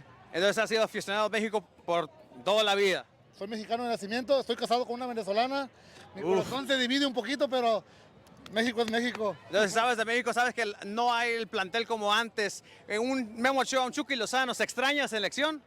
Sí, se extraña porque sabemos que hacían diferencia, pueden hacer diferencia, pero hay fe y confianza. Hay fe y confianza de que México va a hacer las cosas bien hoy y se va a ganar. ¿Y ves la MLS tú? Sí veo la MLS, veo mucha diferencia. Hace 10 años la MLS no era para mirarse. Hoy es interesante, mucho que ver en la MLS hoy en día. ¿Va a seguir a Chucky Lozano en San Diego? Claro que sí, cómo no. All right, season greetings from the center field of SoFi Stadium, where Mexico lost 1-0 to Venezuela. It wasn't the best performance by Mexico, but at the end of the day, it's one of those things where it's a tournament style and the better team is going to end up winning. That's exactly what Venezuela did. Got 1-0. Mexico nomás no pudo.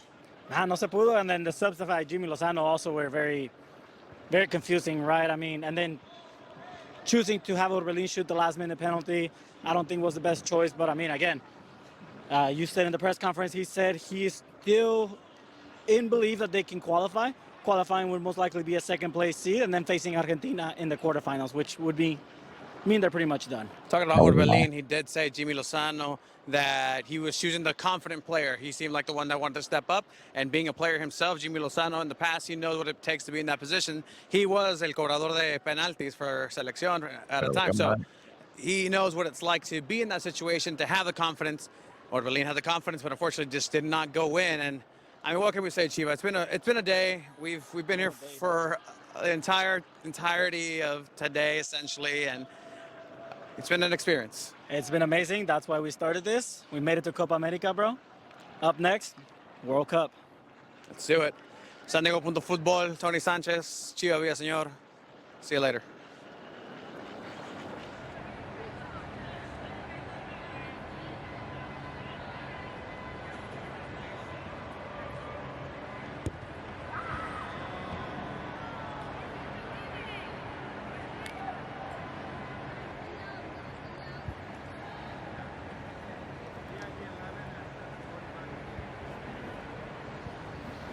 For the audio, Tony and Chiva are playing on SoFi Post. Penalty minutes for Chiva. Penalty stop. Tony. Great save.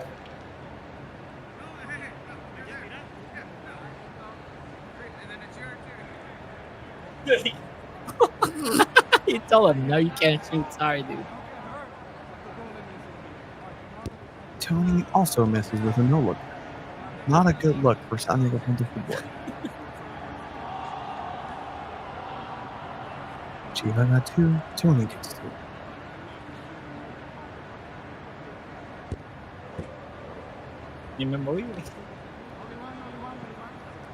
Tony scores.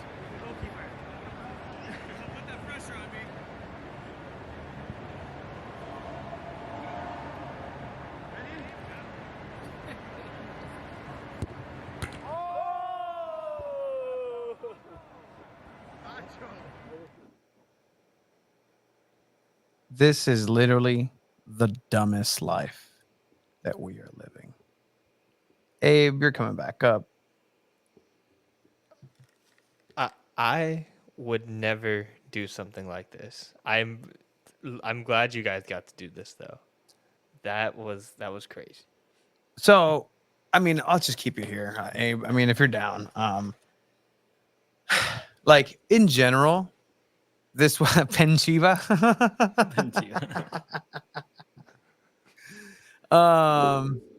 Yeah, that was a good save. It did hurt. Not gonna lie.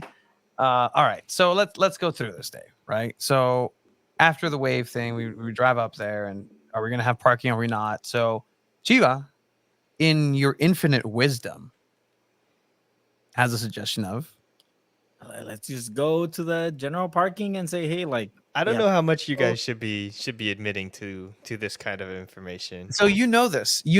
I know this, and knowing certain individuals in certain sporting organizations, it might not be the best idea to say what you guys are about to say. So I'm throwing the warning of caution. I like that. Yes, we got parking. To answer your question, we got parking. We got parking. We parked the vehicle. The vehicle was parked in an allotted parking space. 100%. That was located at SoFi Stadium. The vehicle was parked. I will just say that we were very fortunate in the way that we acquired said parking through legal means. And at the end of the day, we want to thank all those heroes and the members of the armed services who put down their life and do their best to defend this country. So we made it. So we into parked. The stadium. We parked. We walk in. It took us a while to park, but we found it. We got there early, and it was crazy because on the way there, and you can see it on the roadcast. Like we were talking about, like, oh, what's gonna happen? Maybe it was before. It's like, oh, it'd be cool. Like last time, I froze when I came across a colleague in the form of Osvaldo Sanchez. Could you do me a favor and just put a little wheel thing for these people right here? Gotcha. And so Osvaldo Sanchez was here at Cameroon, Mexico. I froze. I'm like, oh, okay, well, who else, right? Oh, Martinoli's there. They're colleagues, and I've checked with fellow colleagues if as far as what the rule is in that case of seeing a fellow colleague. And Abe, I know you're not gonna like this either. All right. But I came across El Perro Bermudez outside of SoFi Stadium, and he asked me for a picture. And so I obliged. And so I'm like, Perro, like, tranquilo, vato. And he's like, oh, no, quiero foto. I was like, all right, cool. So I got to meet him for a quick second. We went in, and it's an absolutely massive building. Have you been to SoFi, Abe? No, I have not. Anything? That is the building that kind of changed sports in San Diego, honestly. So Yeah, and I had some weird feelings because of that, and so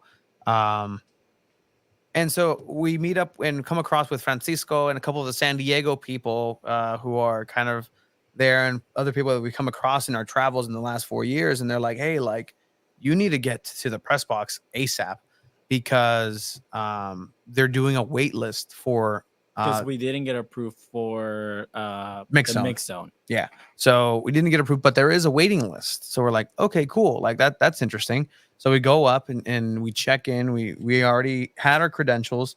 But then depending on how what clearance you have, you're allotted different cards. And so with that, this allows you to go into different areas or remain in different areas throughout also, the maybe stadium. you shouldn't be showing these credentials. I'm pretty sure it says on the back of those not to show. Oh no, show your credential. these aren't the credentials. These Oh. are the things that have replaced them. It's I'm fine. not showing anything.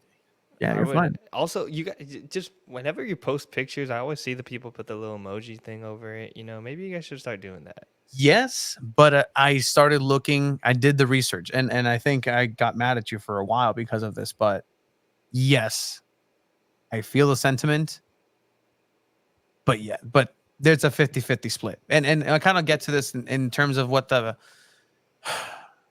behavior was in that press box, which was honestly as you might think it is, Abe, and it's weird and unfortunate, and you're not gonna like what you're gonna hear.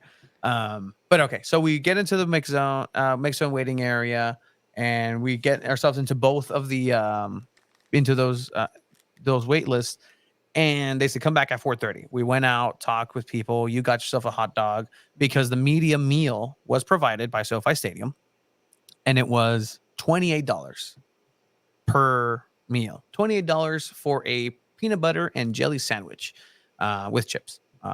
So How was the hot dog, Chiva? We gotta know. It was a street vendor hot dog. It was one of those, like, you know, le ponen todo, the bell peppers, the onions. It was good. my measure of that is how much it smells. It didn't smell like no olía hot dog like at all. Mhm.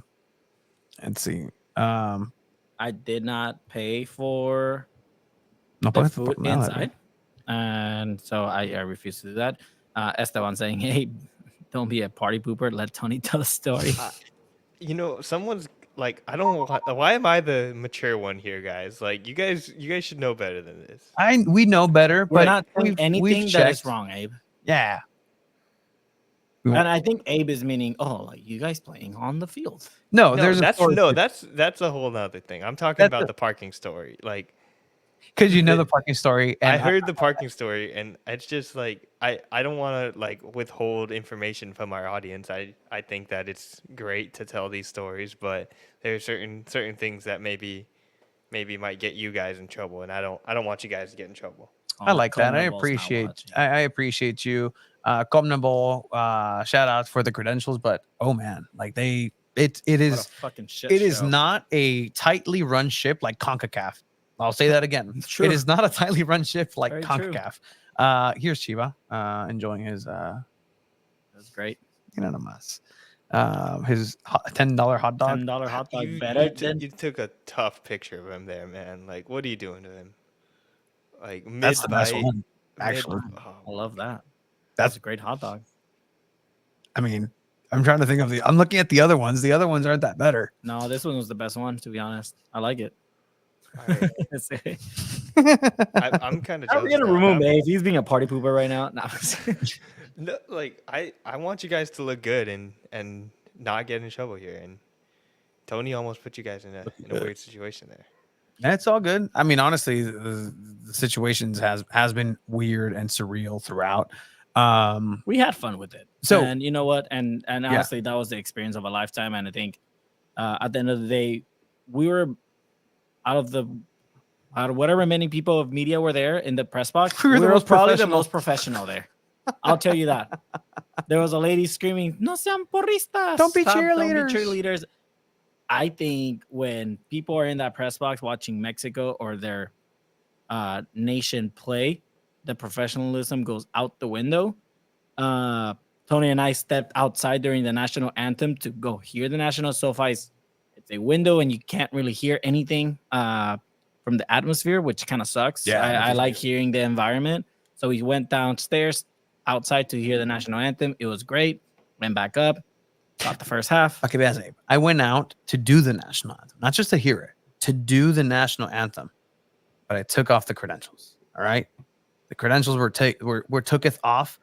I was getting emotional. I got emotional. I got goosebumps at that moment. Like I've never sang the national anthem. Hey, you along gotta with, remember, this was the first real Mexico game that Tony got to watch. I've never seen him, and it's 72,000 other people screaming the national anthem at once. It was pretty special. But before then, we were there Men's early. Mexican national team, FYI. You watched the Women's Gold Cup, I believe, in San Diego. Did you not? The man's national team then. The man's. Yeah, man's. No, did we watch? Yeah, they played Yeah, we did. Brazil in the semifinals when We it was did. raining. Mm-hmm. That's right, because it was before Yeah. the U.S. Because the puddle game, yes, the pool game, yes, that's the one I remember. But that wasn't So yeah, 72,000. so, Anyway, so I get well, it, I we get go, we get there, we write our names on the wait list. It's an experience we never had with anything media wise. Like, they literally raffled them out. They started reading the names on the wait list, and literally, I think I have a video of it. I Actually, mean, it's fine with de que lo saques, but no, like it got to the point where like, oh, it is Alejandro Villaseñor, and at that point, like people just started clapping, like if it's like the promotion for a kindergartner, he's just posing. That's literally what it was. And then like we're just like at this point, if we get it or if we don't, like it's fine. We did take the liberty to go, and we met up with somebody there, so somebody actually recognized us from 4 years ago in a USL Loyal game. Like they were like, first of all, they were like, "You're still doing this?" I'm like, "Yes," and we're here. Appreciate it. Thanks for the support. And so we connected a little bit, and so they kind of give us the heads up as far as what the layout of SoFi was. It was early enough in order to be able to go onto the field, not on the field, but just right behind the goals, and do that remote little vignette of us just doing the pre-show. So that was interesting. We walked, and as you're mentioning, the past of San Diego sports now runs through SoFi Stadium. These Chargers locker rooms were open. Just the bowels of SoFi Stadium. It's an incredible just venue inside and out. Like we can't figure out how to recreate the pyramids, but we can sure as fuck make a spaceship in the form of a sports stadium. And that's something that I throughout this experience really like and really enjoy. So it was an excellent just kind of moment to just tour around. And then that person told us, hey, after mix zone, after press conference, come find me and I'll let you know. I'm like, okay, cool. Get back in there. Don't pay $28. We win the raffle for mix zone. And so we're good on doing that. We go into the match. Everybody in the press conference, as you're mentioning, cheering, jeering. There's a guy, two guys next to us that is literally calling into Venezuelan radio, narrating the game as it's happening live. Okay, talk about things that you can or can't do. Sure. we sat next to a guy who actually did the commentary in Spanish for the San Diego Sockers over on Canela, because Canela had that. So we were sitting next to the guy and we just, shooting the shit about Marco Fabian, the league, and just MASL talk at the Copa America. At the Copa America. Like, yeah, it's as crazy as it gets. And just overall, like, it was good to be able to just to see what it is to be there, and just how not that different it all is. It kind of not necessarily takes a shine off of it, but it's like cool. Like everybody here is human. Everybody's a person. Everybody has feelings. Everybody has, their wants and desires, their selfish natures.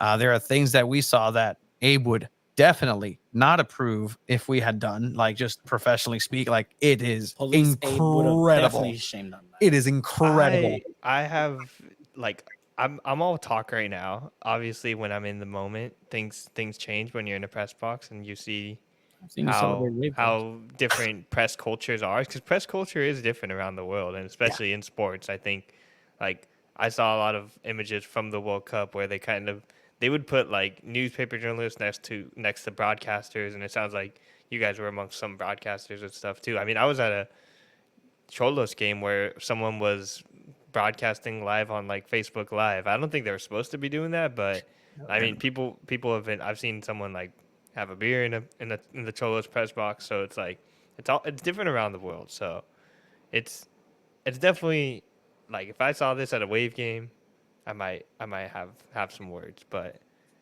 at this kind of game, it's pretty cool. Yeah, and that's what it is. Like, it's really just a moment, a culminating moment for what we've been kind of doing and trucking at this point. And the conversation that we had just is that at the end of the day, after today, after Copa America, after this, whatever, it's decided whether or not we're making the World Cup. That's been decided. We have CONMEBOL, we have CONCACAF, we have this litany of other just media credentials, but the decision's already been made. If we make the World Cup or not, that's going to be depending on there's nothing we can further do to get there, I feel. That doesn't mean that we're going to stop. That doesn't mean we're never going to stop. That doesn't mean that we're going to go ahead and just caution through the wind. And you know what, SDFC, whatever. Like, that's not what's happening right now. Nunca has visto el Piquín y Osvaldo borrachos en plena transmisión. Yeah, No, man. I haven't. You haven't? It literally just happened. So, and you know what? I like this. I like to talk in person. If you see me in person, I'll tell you the parking story. Don't worry about it. Like, it's a good. Abe, is it not a good story? It's a great story. No, it's a great story. It's a But great I think story. you gotta find Tony around your local San Diego soccer event and ask him. Or San Diego Legion event, apparently. Marshmallow, August 4th.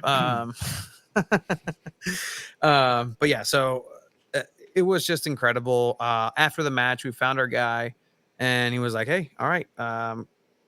Going after the match, I sat in the press conference for Jimmy Lozano, and then, Which you're welcome, by the way. yeah, you were in the mix zone. I was gonna ask Jimmy Lozano a good You're question. welcome for the press conference, because I got approved for the press conference, and I just handed you the press conference so you could go, so you can experience that. You're welcome. You're welcome for getting you to Copa America. You're welcome I did as much. I saved you $200 in parking. How did you do that? Tell us.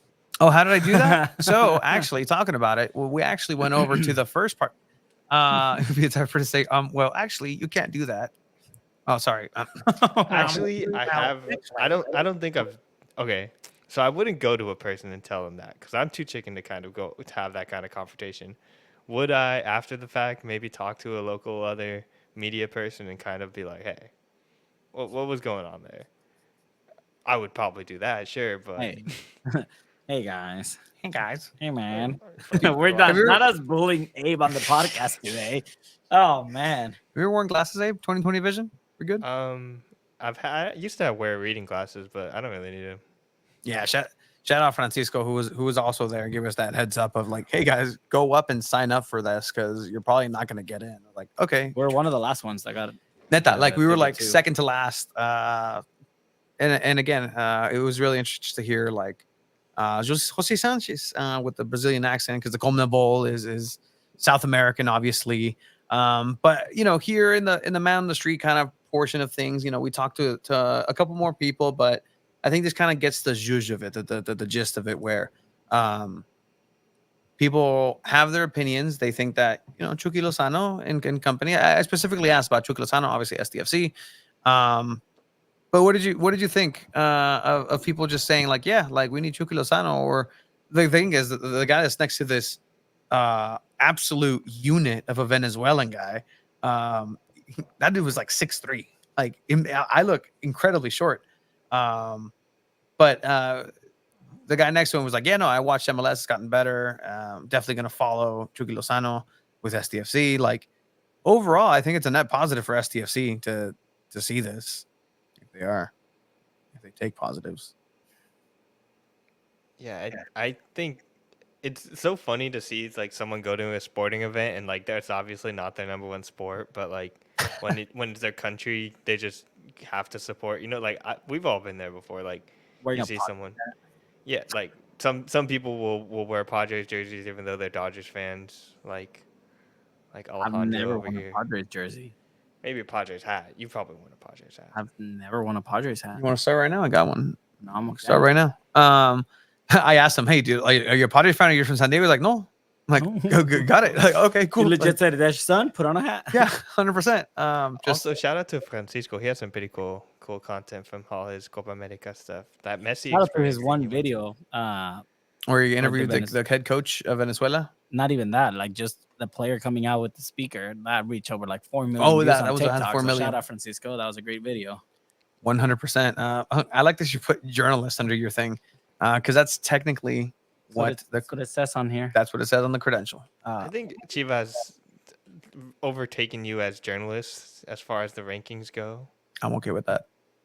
The day right now, if this project was to end right now, with my experience at SoFi, I think it filled my soccer like vessel for a while. Like it was just really cool, and we didn't really do much, right? So we talked, press conference, cool, mix zone. We were just like, nobody's stopping. They're not gonna say anything. They're just walking by. Bench players are talking, and it's like, why are you even speaking right now? What did you think about the miss? Well, I don't know. I saw it from the bench. Yeah, they legit send out like memote, and we were like, nah, you know what? Let's try to get a piece or like a comment out on the field if we can. Our friend invited us out to the field, and we said, all right, let's do this recording. So like, why not? Why not take the opportunity to do what we've been doing? We did it at Loyal games. We've done it at Wave games. We've done it everywhere we go.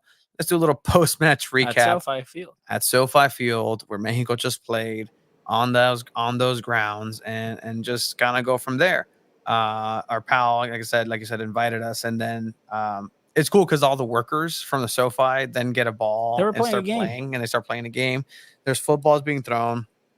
And then on this side, it was some CONMEBOL officials, including our pal, and he's like, "Oh, come over and shoot a couple balls." Cool. So we did. This is invite only, and I think that again, in any other situation, this wouldn't warrant two people with agafetes doing what is happening right now. But it's different in the terms of this isn't necessarily 100%, as you're saying, Nate, the press culture. This is a new age. This is a mix of everything. Like this is a mix of Latin American coverage, Mexican coverage, into this madre que hacen. There is an honor and respect that we have for people. Again, Cesar Hernandez was there, great guy who's helped us out a lot, and we respect that side of things. But when presented with an opportunity from an official source, from CONMEBOL, I'm not gonna say no to it. It'd be rude to say no. It'd be incredibly rude to say no. Just knowing the trajectory, knowing that they see in our trajectory and our growth, it's really cool to be able to do that. And then he misses a penalty. You stopped it with your eyes. I stopped it with my eyes. But at the end of the day, like that just kind of capped an amazing day. I was tired as hell. Still my stupid little shake, so skipped the shake, and it was incredibly tiring, but it was incredibly fulfilling. And at the end of the day, it's one of the best things that I've done soccer wise. Wasn't on the field, but I feel like I represented San Diego. I represented myself in a Copa America. So technically speaking, I was a player, not a player on the field, but a player in the Copa America stage. Like a player, like a theater act, you know? That makes sense. Yeah. Yeah, it makes sense. Good job, procrastinating Puma. He watches at 1.5 speed. He actually caught up the other day. He actually does that a lot. But again, I want to thank everybody who's just kind of followed us on this journey, because it's part of the fun. It's really part of the reasons why. Yes, Francisco, the $28 PB&J, 100%. We definitely talked about that. Oh yeah, on the way. Honestly, they for the Mexico game, it was $25, and it was chicken tenders with potato wedges. Yeah, but and they had a salad, and then they had a hot dog as well for $25. Oh my god! And it came with a cookie and a bag of chips. Don't try to don't defend. Would you rather it be that, or how it was for the Women's Gold Cup in LA with the little Chex Mix or trail mix that they gave us? Again, that was free. That was included. That was great. CONCACAF blew CONMEBOL out the water in terms of all that stuff. Wave or Snapdragon in general, Snapdragon catering blows everyone out the water. Yeah, no, 100%. We were at the Legion game. Well, the Legion had a pizza and sliders, and individually packaged sliders, actually. None that I can have at all whatsoever. Anyway, it was a great experience. It was a great experience. At the end of the day, we had said to our good friend Eric Fowler, who is a photographer here at Snapdragon. He covers a lot of different things. You know Eric, right? I think I've seen him before. What are you doing, Chiva? Why is it just me? What? There we go. I saw Steven at the Legion game. Yes. Off yes. the sidelines. But so Eric Fowler hits us up. He's like, "Hey guys, you guys coming back to San Diego? Like, mind if I get a ride?" And we're like, "Cool." Never hung out with this dude. Like, just met him in passing and all that stuff. An amazing individual. Like, dude is like literally a walking medical angel. Shout out for what he does. He works in the medical field, and just an incredible dude, and does this on a side hustle. Like, it's really cool, and it was really awesome just having a cool, interesting ride back with him, and his take on the media, food, because that's definitely what he's into a lot of the times. But overall, just this is one of the best experiences that I can say we've had through San Diego Football, 2 balls and a mic, and all that good stuff. And with that said, I'll just put a pin in that. We will go ahead and now do you have the wheel? I do. Can you share it? We'll go ahead and do the giveaway. If there's anybody else who wants to go ahead and have a chance. Oh, look, you made it the colors. To your Chucky Lozano. Keep calling Chucky Lozano. He was in the presence of this Chucky Lozano presentation scarf. Chucky Lozano presentation scarf. Look at that. Go ahead and put in the amount of goals that we scored here. Going once, going twice. What do we want to do? Abe, what do we want to do? Do we want to do one person, first person, last person, eliminate everybody? I just vote one person, first person. First person? All right. So we got Party Pooper Abe. Just kidding. We got Edwin. We got Playback Project, Jeff A, Todd Welsh, and Cisco Sanchez. Junior Ramos, JR Ramos. All right. Anybody else? No. Okay. Let's go ahead and. Can I get a drum roll, please? It kind of does a clicky thing. So I didn't know that. All right. And the winner is going to be Todd Welsh. Todd Welsh. Go ahead and hit us up on Instagram, on Twitter, DM us where we can best go ahead and exchange the SDFC scarf, courtesy of San Diego Football. All right. We can talk Copa America. We could talk parking ad nauseum. But at the end of the day, that was an incredible experience. Catch us at your next soccer event. With that said, we were mentioning some SDFC discussions that we had with some of the people, the fans, the Mexico fans out there in Copa America, and their thoughts in general. And so a lot of people of Spanish speaking descent, some might say La Raza, which is the group conglomerate of individuals that self-identify as such. This is also what came down publicly as the name of the supporters union by the 7 independently recognized entities that represent the supporters groups of San Diego FC. That's going to start in February 2025. And that was what they independently voted that they were going to be called. That was going to be their name. From what we've understood, these discussions and this back and forth has been going on for a while. There's been meetings with the club. There's a meeting with the supporter groups, and just trying to hammer down this one thing where it's easier as a club to deal with one thing instead of 7 individual ¿cómo se llaman? Groups, right? Supporter groups. And so now there's elections, there's a president of the alliance, there's secretary, vice president, all that good stuff. There's different representation from the locals, from the chavos, and that's all good and dandy. What did come out in public last week was that it seems like there's a unhappiness and a desire for the name of this group, this union, La Raza, to not be called La Raza and choose a different name and go by a different name. And so, with all of this being public now, we went ahead and reached out for comment to the club, to San Diego FC. And Abe, they did not reply to a request for comment. Appreciate you. That is the latest on that end. But this kind of opened a giant can of worms in a lot of different senses. And I'll also preface this by saying, like, well, what does this have to do with the team? What does this have to do with soccer, right? We just earlier spoke with a member of the Sirens, Tanya, who literally I wasn't expecting that, poured her heart out on this episode. And really kind of shot from the hip and brought it, and she's from the supporter culture that's been established here in San Diego through the San Diego Wave. And so that has just as much import as anybody else or anything else in relation with the community. This is what the show's been built. If it wasn't for the community, we wouldn't have been able to do half of the things that we've been able to do. I wouldn't have ever met Abe.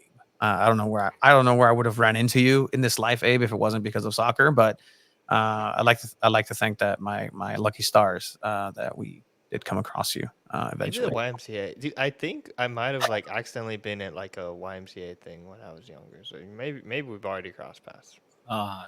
Let me tell you, dude, in the past 3 weeks, I've had 4 different adults come up to me and say, "Are you Coach Tony?" Yeah. Did you ever work at Feaster? Yeah. Dude, you're one of my coaches. And this is another adult who's watching over the kids on the other side who came in. You got your 10 years. And I'm going to 11. I'm like, oh, okay, like 10, like 3 different people isolated. Anyway, that might have happened. Anywho, just like this discussion has its room for that. Like, look, in year 1, there wasn't any sports.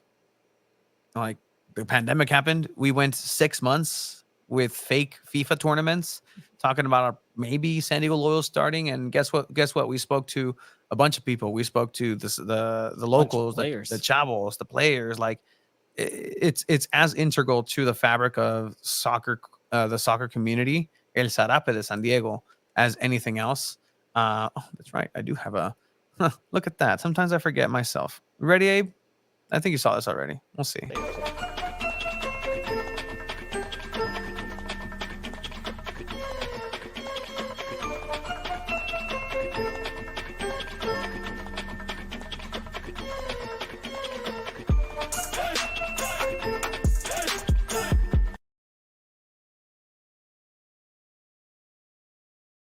Blacked out, and we are back in. So, I mean, what are you guys' just overall thoughts on all this that's happening between SDFC and the supporters? I mean, then, like you said, right? It's not really about soccer, but it plays a part in the community, which is stuff that we've done since day one. So, what are you guys' just overall thoughts in all this? So, we'll start with Abe's. Definitely not a great start, honestly. Like, if you're creating a supporters union, I think all supporters groups, especially at the MLS level, have to kind of belong to a union. I think in the LAFC, it's the 32-52, and here. I guess it was going to be La Raza de San Diego. It still probably might be, but I mean, for them to not recognize that name, it's a weird thing to do this early on, this far out, like to enter into controversy in this way just seems like a bad idea. Like there's field game hasn't even been started, and to already kind of have this contentious relationship between club leadership and supporters group, it's not a great idea. Let's also keep in mind, and this is going to be surprising to a couple people maybe, that I'm not going to stand here and completely bash a side that I've heard nothing from, because we've heard nothing officially from the club itself. I mean, we've reached out for comment, and they Correct. haven't replied to comment. Correct. So I think at this point it's fair for us to 100%. But there is a fact there that they're not revealing at this point, and we're not privy to, and we only know one side of what's going on, right? And so with that one side, as you're saying, I don't think it's the best look. It's not the best start. But again, take that bigger step backwards, and what does this essentially mean, right? Like, is this all true? Is there completely is this all complete truth that the club just came in and said no? I don't know if that's the case. What we do know is that there are discussions, and at the end of the day, I don't think we're even supposed to even know that this happened, right? Because these are closed door discussions that are being had with the club and the supporter groups that leaked out, and it's public, and clearly it's for a reason.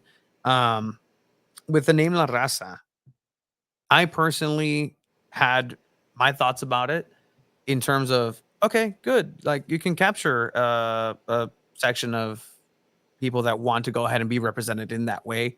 Great. San Diego Loyal didn't do that. Wave has a different take on the supporter groups of it.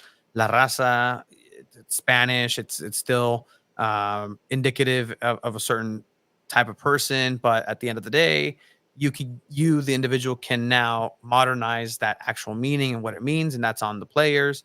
That's on the community to do, on the supporter groups. My biggest and only issue with any of this, and again, only from one side of it, is that if it is true that an independent supporter group came to an independent decision, voted independently, and now there's outside forces that are trying to put their hand in that cookie jar, making it not independent. And so if that's the case, then I don't like that. Outside of that, figure it out. Like, club and supporter groups, the time is ticking. Figure it out. For me, I'm just tired of not having soccer to talk about, right? Like, I can sit here and be like, well, Marcus Vashton the other day, Milan Nelowski, shout out, I guess, scored a goal this last weekend. Good, great soccer taken care of for SDFC, excellent. But there's just a lack of focus on what's actually important here. La Raza, you had a point about this, Chua. I mean, personally, to me, it's more of like, it's the same thing as the uniforms.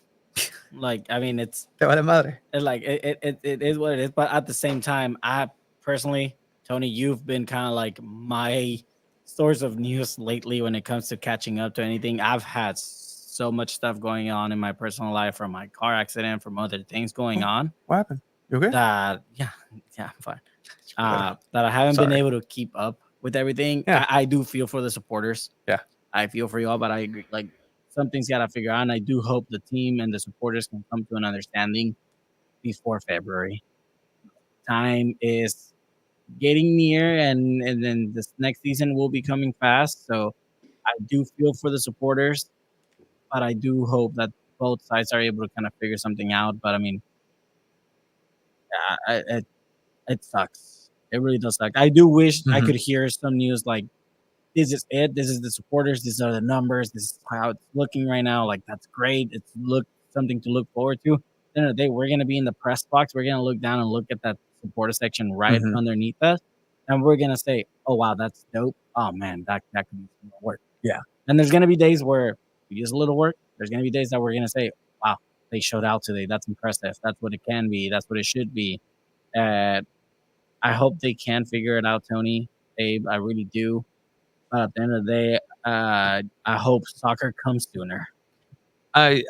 There's different takes on this. I know there's people that were not happy with the name La Raza within the supporter groups because it's not representative of who they are, and that is an absolutely fair point. Something that I've always said to the supporters since the days before MLS was even a twinkle in the eye of SDSU, even though apparently it's been here for 10 years in their thoughts, is that if you want something to change, this is the time, and it has been the time to speak your mind. And there's going to come a time when those doors are going to close. And so if it's too late for that, it's too late for that. But if it's right at the time to go ahead and have your thoughts and feelings really heard, and I've seen people have thoughts and feelings and emotions about this, and at the end of the day, like that's a-okay to have, but action and action would speak louder than those words. And so because what's going to happen is that you're going to be unhappy with whatever gets decided, and you're just going to sit there and be a grouch about it. Well, you could have done something about it. I do empathize, and I see my 311 folk, the Pepper people, the people who might go to X Fest and be like, "Hey, what's up, guys? What's up, los güeros?" Who honestly have a great point and are like, "This doesn't represent who I am," even though as much as we may want to say, "Well, La Raza is everybody." Don't tell me what I can be. Don't tell me what I am. 100% of it. Like don't tell me what it is. Am I included in this down ass fool kind of category? Appreciate that, but that's not what they are. Just like the locals had that challenge with them. It's like, well, locals is more of a hey kind of vibe to it. But another aspect here, and I think you mentioned it too, Chiva, is that, and we can kind of we both came up with this separately. And it was La Raza is a word in Spanish. Spanish is a language that was spoken by the people who came over and conquered this area of the world, where the local ancients who have lived here way before us are now, by the distributive property, 50% or ownership with San Diego FC. So I can definitely see a world where they take exception to a term, a word that hails from a language that literally saw their culture be erased, be torn to shreds, and they've now had to survive in spite of that. Is that the reason? I don't know. I'm just trying to be incredibly fair. I think, Abe, I'm trying to be fair here, right? Like that's a I like how Abe's is security. I think you're being fair. I think what's also fair to say is that like raza, in my opinion, is an inclusive word, and when you talk about inclusivity, I mean the Wave had their Pride match, and do you think people feel excluded when people celebrate Pride? I mean, if you do, then I think that's on you. But I think you gotta be okay with inclusivity to a certain extent, especially when you're dealing with like big organizations like this that do tend to celebrate other things and stuff. So if you're trying to be inclusive of Mexican American communities, which is what it tends to be, the Casa, it's like huge in as far as Mexican American communities, the development of Chicano culture, like going back to I think farm working unions and stuff. That it's a big thing, and I mean Chicano Park is one of the cultural mainstays in all of the country as far as Chicano culture. So it's just very weird when you have an organization outside of that's coming in that's kind of new and using some elements of culture where it's like whether it's like a lowrider or certain elements of art on merch that they're selling, like it gives a weird vibe. But I mean that's not for me to decide. Like any organization is allowed to use whatever thing they'd like to do, but people as a whole are allowed to have opinions about that as well. it's picking and choosing, and that's what I've come to understand. through our interactions just in general in the past year. It's very interesting what gets picked and chosen, what hill gets picked and chosen to die on or just be a complete dick about. Not saying that that's what happened through the club or anything, but it's just very interesting just to being on that perspective.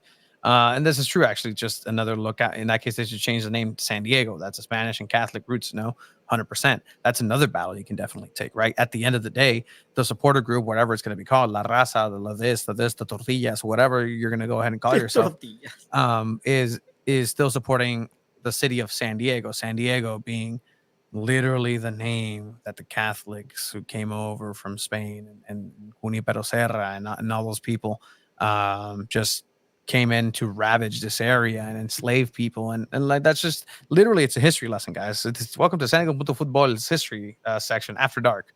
And that's true. Like, that's then picking and choosing, right? Because if you're upset that, oh, well, they shouldn't be doing this because of this, hey, well, you're choosing to cheer for the name of San Diego. So, I mean, where's your line? Where's everybody's line? And I'm just trying to be absolutely as practical as I can be, as it seems neutral like as I can be. It seems like you're obviously more in the know than me. But I mean, like, just to kind of understand everything and put everything together, like the club asked all 8 supporter groups, however many they are, 7, to kind of combine, right? And they came up with this thing all together. They voted. Yeah, they're still individual, but it's just like the club will deal with this union. But yes. Everyone from the other groups voted, and La Raza is what won. No. Okay. So there were names that came up. Each individual supporter group had their list of names. They came together. There's been discussions, and this is now public too. And through those discussions, they got to a name, and one of the names that stood out was La Familia. La Familia, unfortunately for them, is already a name taken by Miami supporter group. And so when thinking about this, I'm like, oh, well, why not La Raza? Why not this? La Familia is a literal cartel. It's a literal sicario group.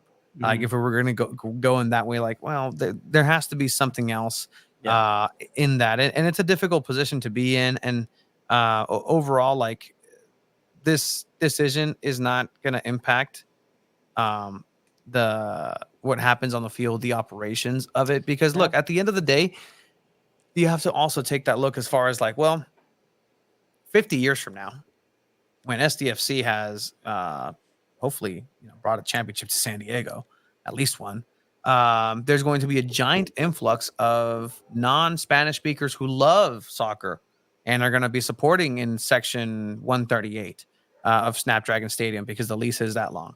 But they don't identify as La Raza. Does that then necessitate a change in that name? Does that necessitate something else to be part of that? Like, it's for the long run, but is San Diego not mainly Hispanic dominant? For now. I mean, yes. Like, it is, and it's right? going to be, yes. So, like, yes. to my thing is like, okay, what's the issue with La Raza? Like, at the end of the day, yes, you want to be inclusive to everyone. And if there's people, particularly white people, that have a problem with La Raza, maybe you don't want that type of people in there. I'm sorry, but it is what it is. If you're going to be racist about it, it's not racist, though. It is. It's Come not on. racist. That is not It's racist. not a big issue, in my opinion. That isn't. It's not. It's not a big. At the end of the day, it's not a big issue. issue. This has come up in the Sarape, in the community of soccer.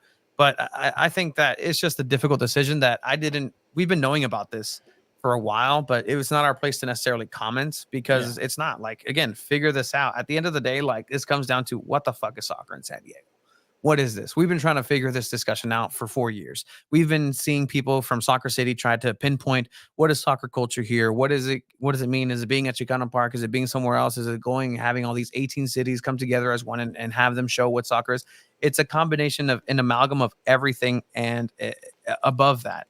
The team does just represent San Diego. The players will be from San Diego and Baja California, 100%. Like, that's definitely part of it. But what are you going to say about Jeppe Ingvartsen, who has no idea what it is to be a individual with like melanin, who that doesn't really mean? I mean, there's different avenues that we can go through that. But at the end of the day, it's just a unfortunate place to be. I have a view of both sides, and for me, I just hope something just gets figured out. From the discussions that I've had from different supporter groups and individuals within the supporter groups and some people within these meetings, everybody seems to be hopeful that this will be resolved. Cool. Excellent.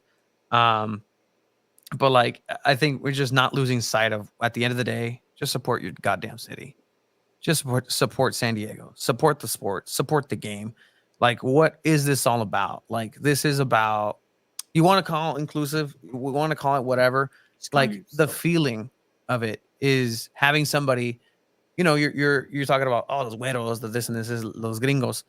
You know what soccer culture in San Diego is? It's having one of your güero friends, having one of your gringo friends have a terrible hangover after a game.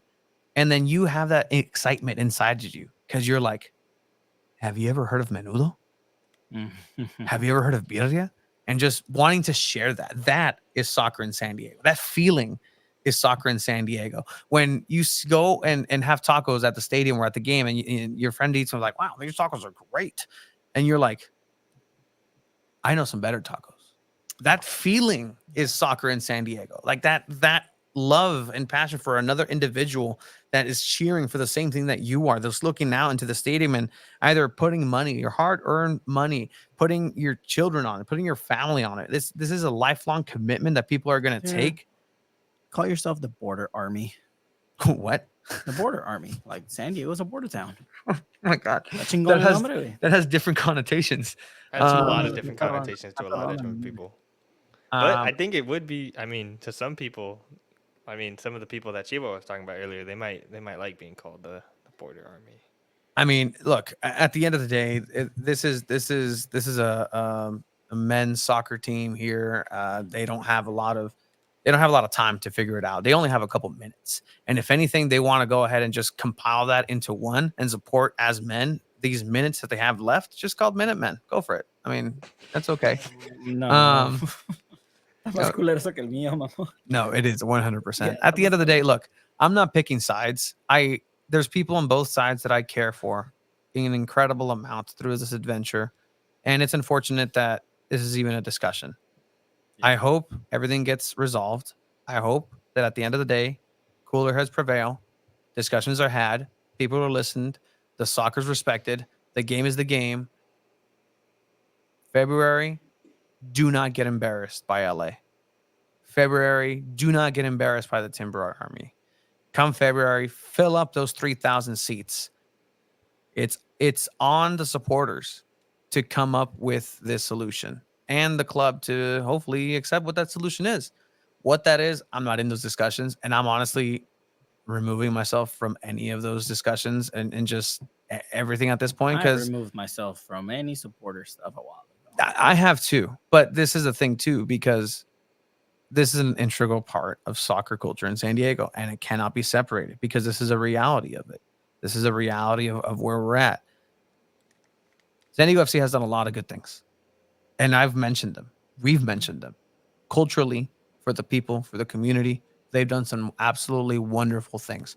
Have they messed up? Have they done goofed? Yes, yeah. Absolutely. They did goofed a couple times. Therefore, you can't call that out, Tony. But yeah, no, but it's that we can't be positive and be fine and dandy and give him praise, and it goes. But you say something negative. It goes both ways, and at this point, it's on a practicality standpoint. People are going to have their discussions. I would love to go ahead and have discussions with either side about what this actually means, because for me, I'm fucking in the middle. Like, me vale madre. Like, me vale madre to the point where, like, I just want to see things happen. I just want to see this get resolved. How? I don't care. If it's called TBD and that's the supporters group name, sure. If the club needs to take the reins and say, "Sabes qué? You guys had the chance. You guys had the opportunity. We're coming up to it." I don't think we're anywhere near that, but the supporters groups, everybody that's involved, there's real people involved in this. Check in on your friends, check in on your pals. There's people that have worked hard on this too. Yeah. And I mean, we're not taking away from any of the hard work that people are doing from both sides.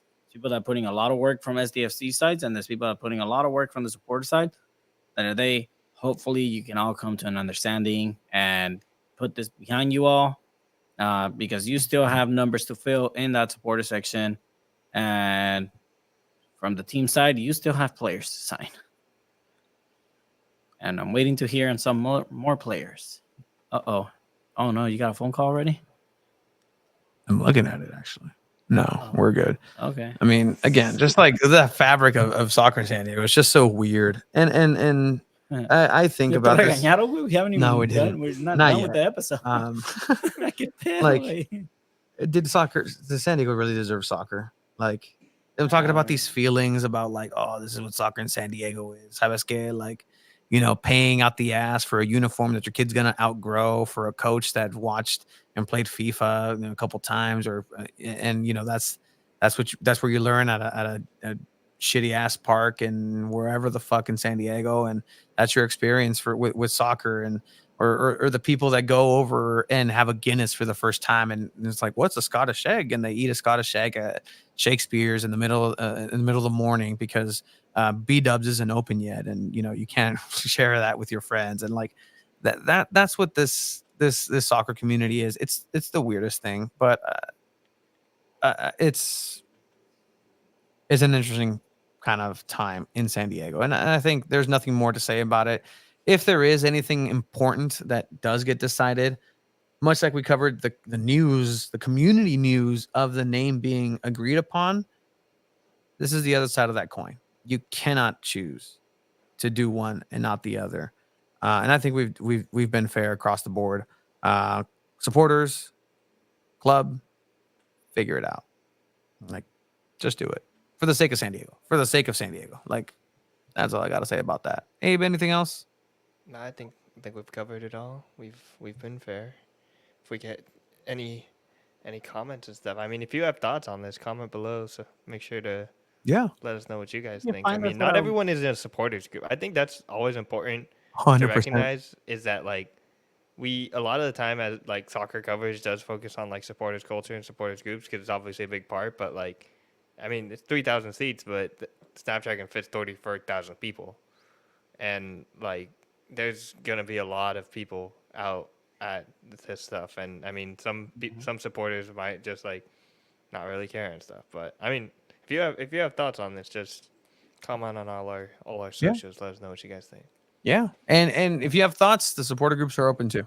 Like, they are open to that. They are the most diehard people. They are the people who, at the end of the day, going through all of this, working with the club, they're the ones that are gonna probably not watch most of the game if they're doing their job right.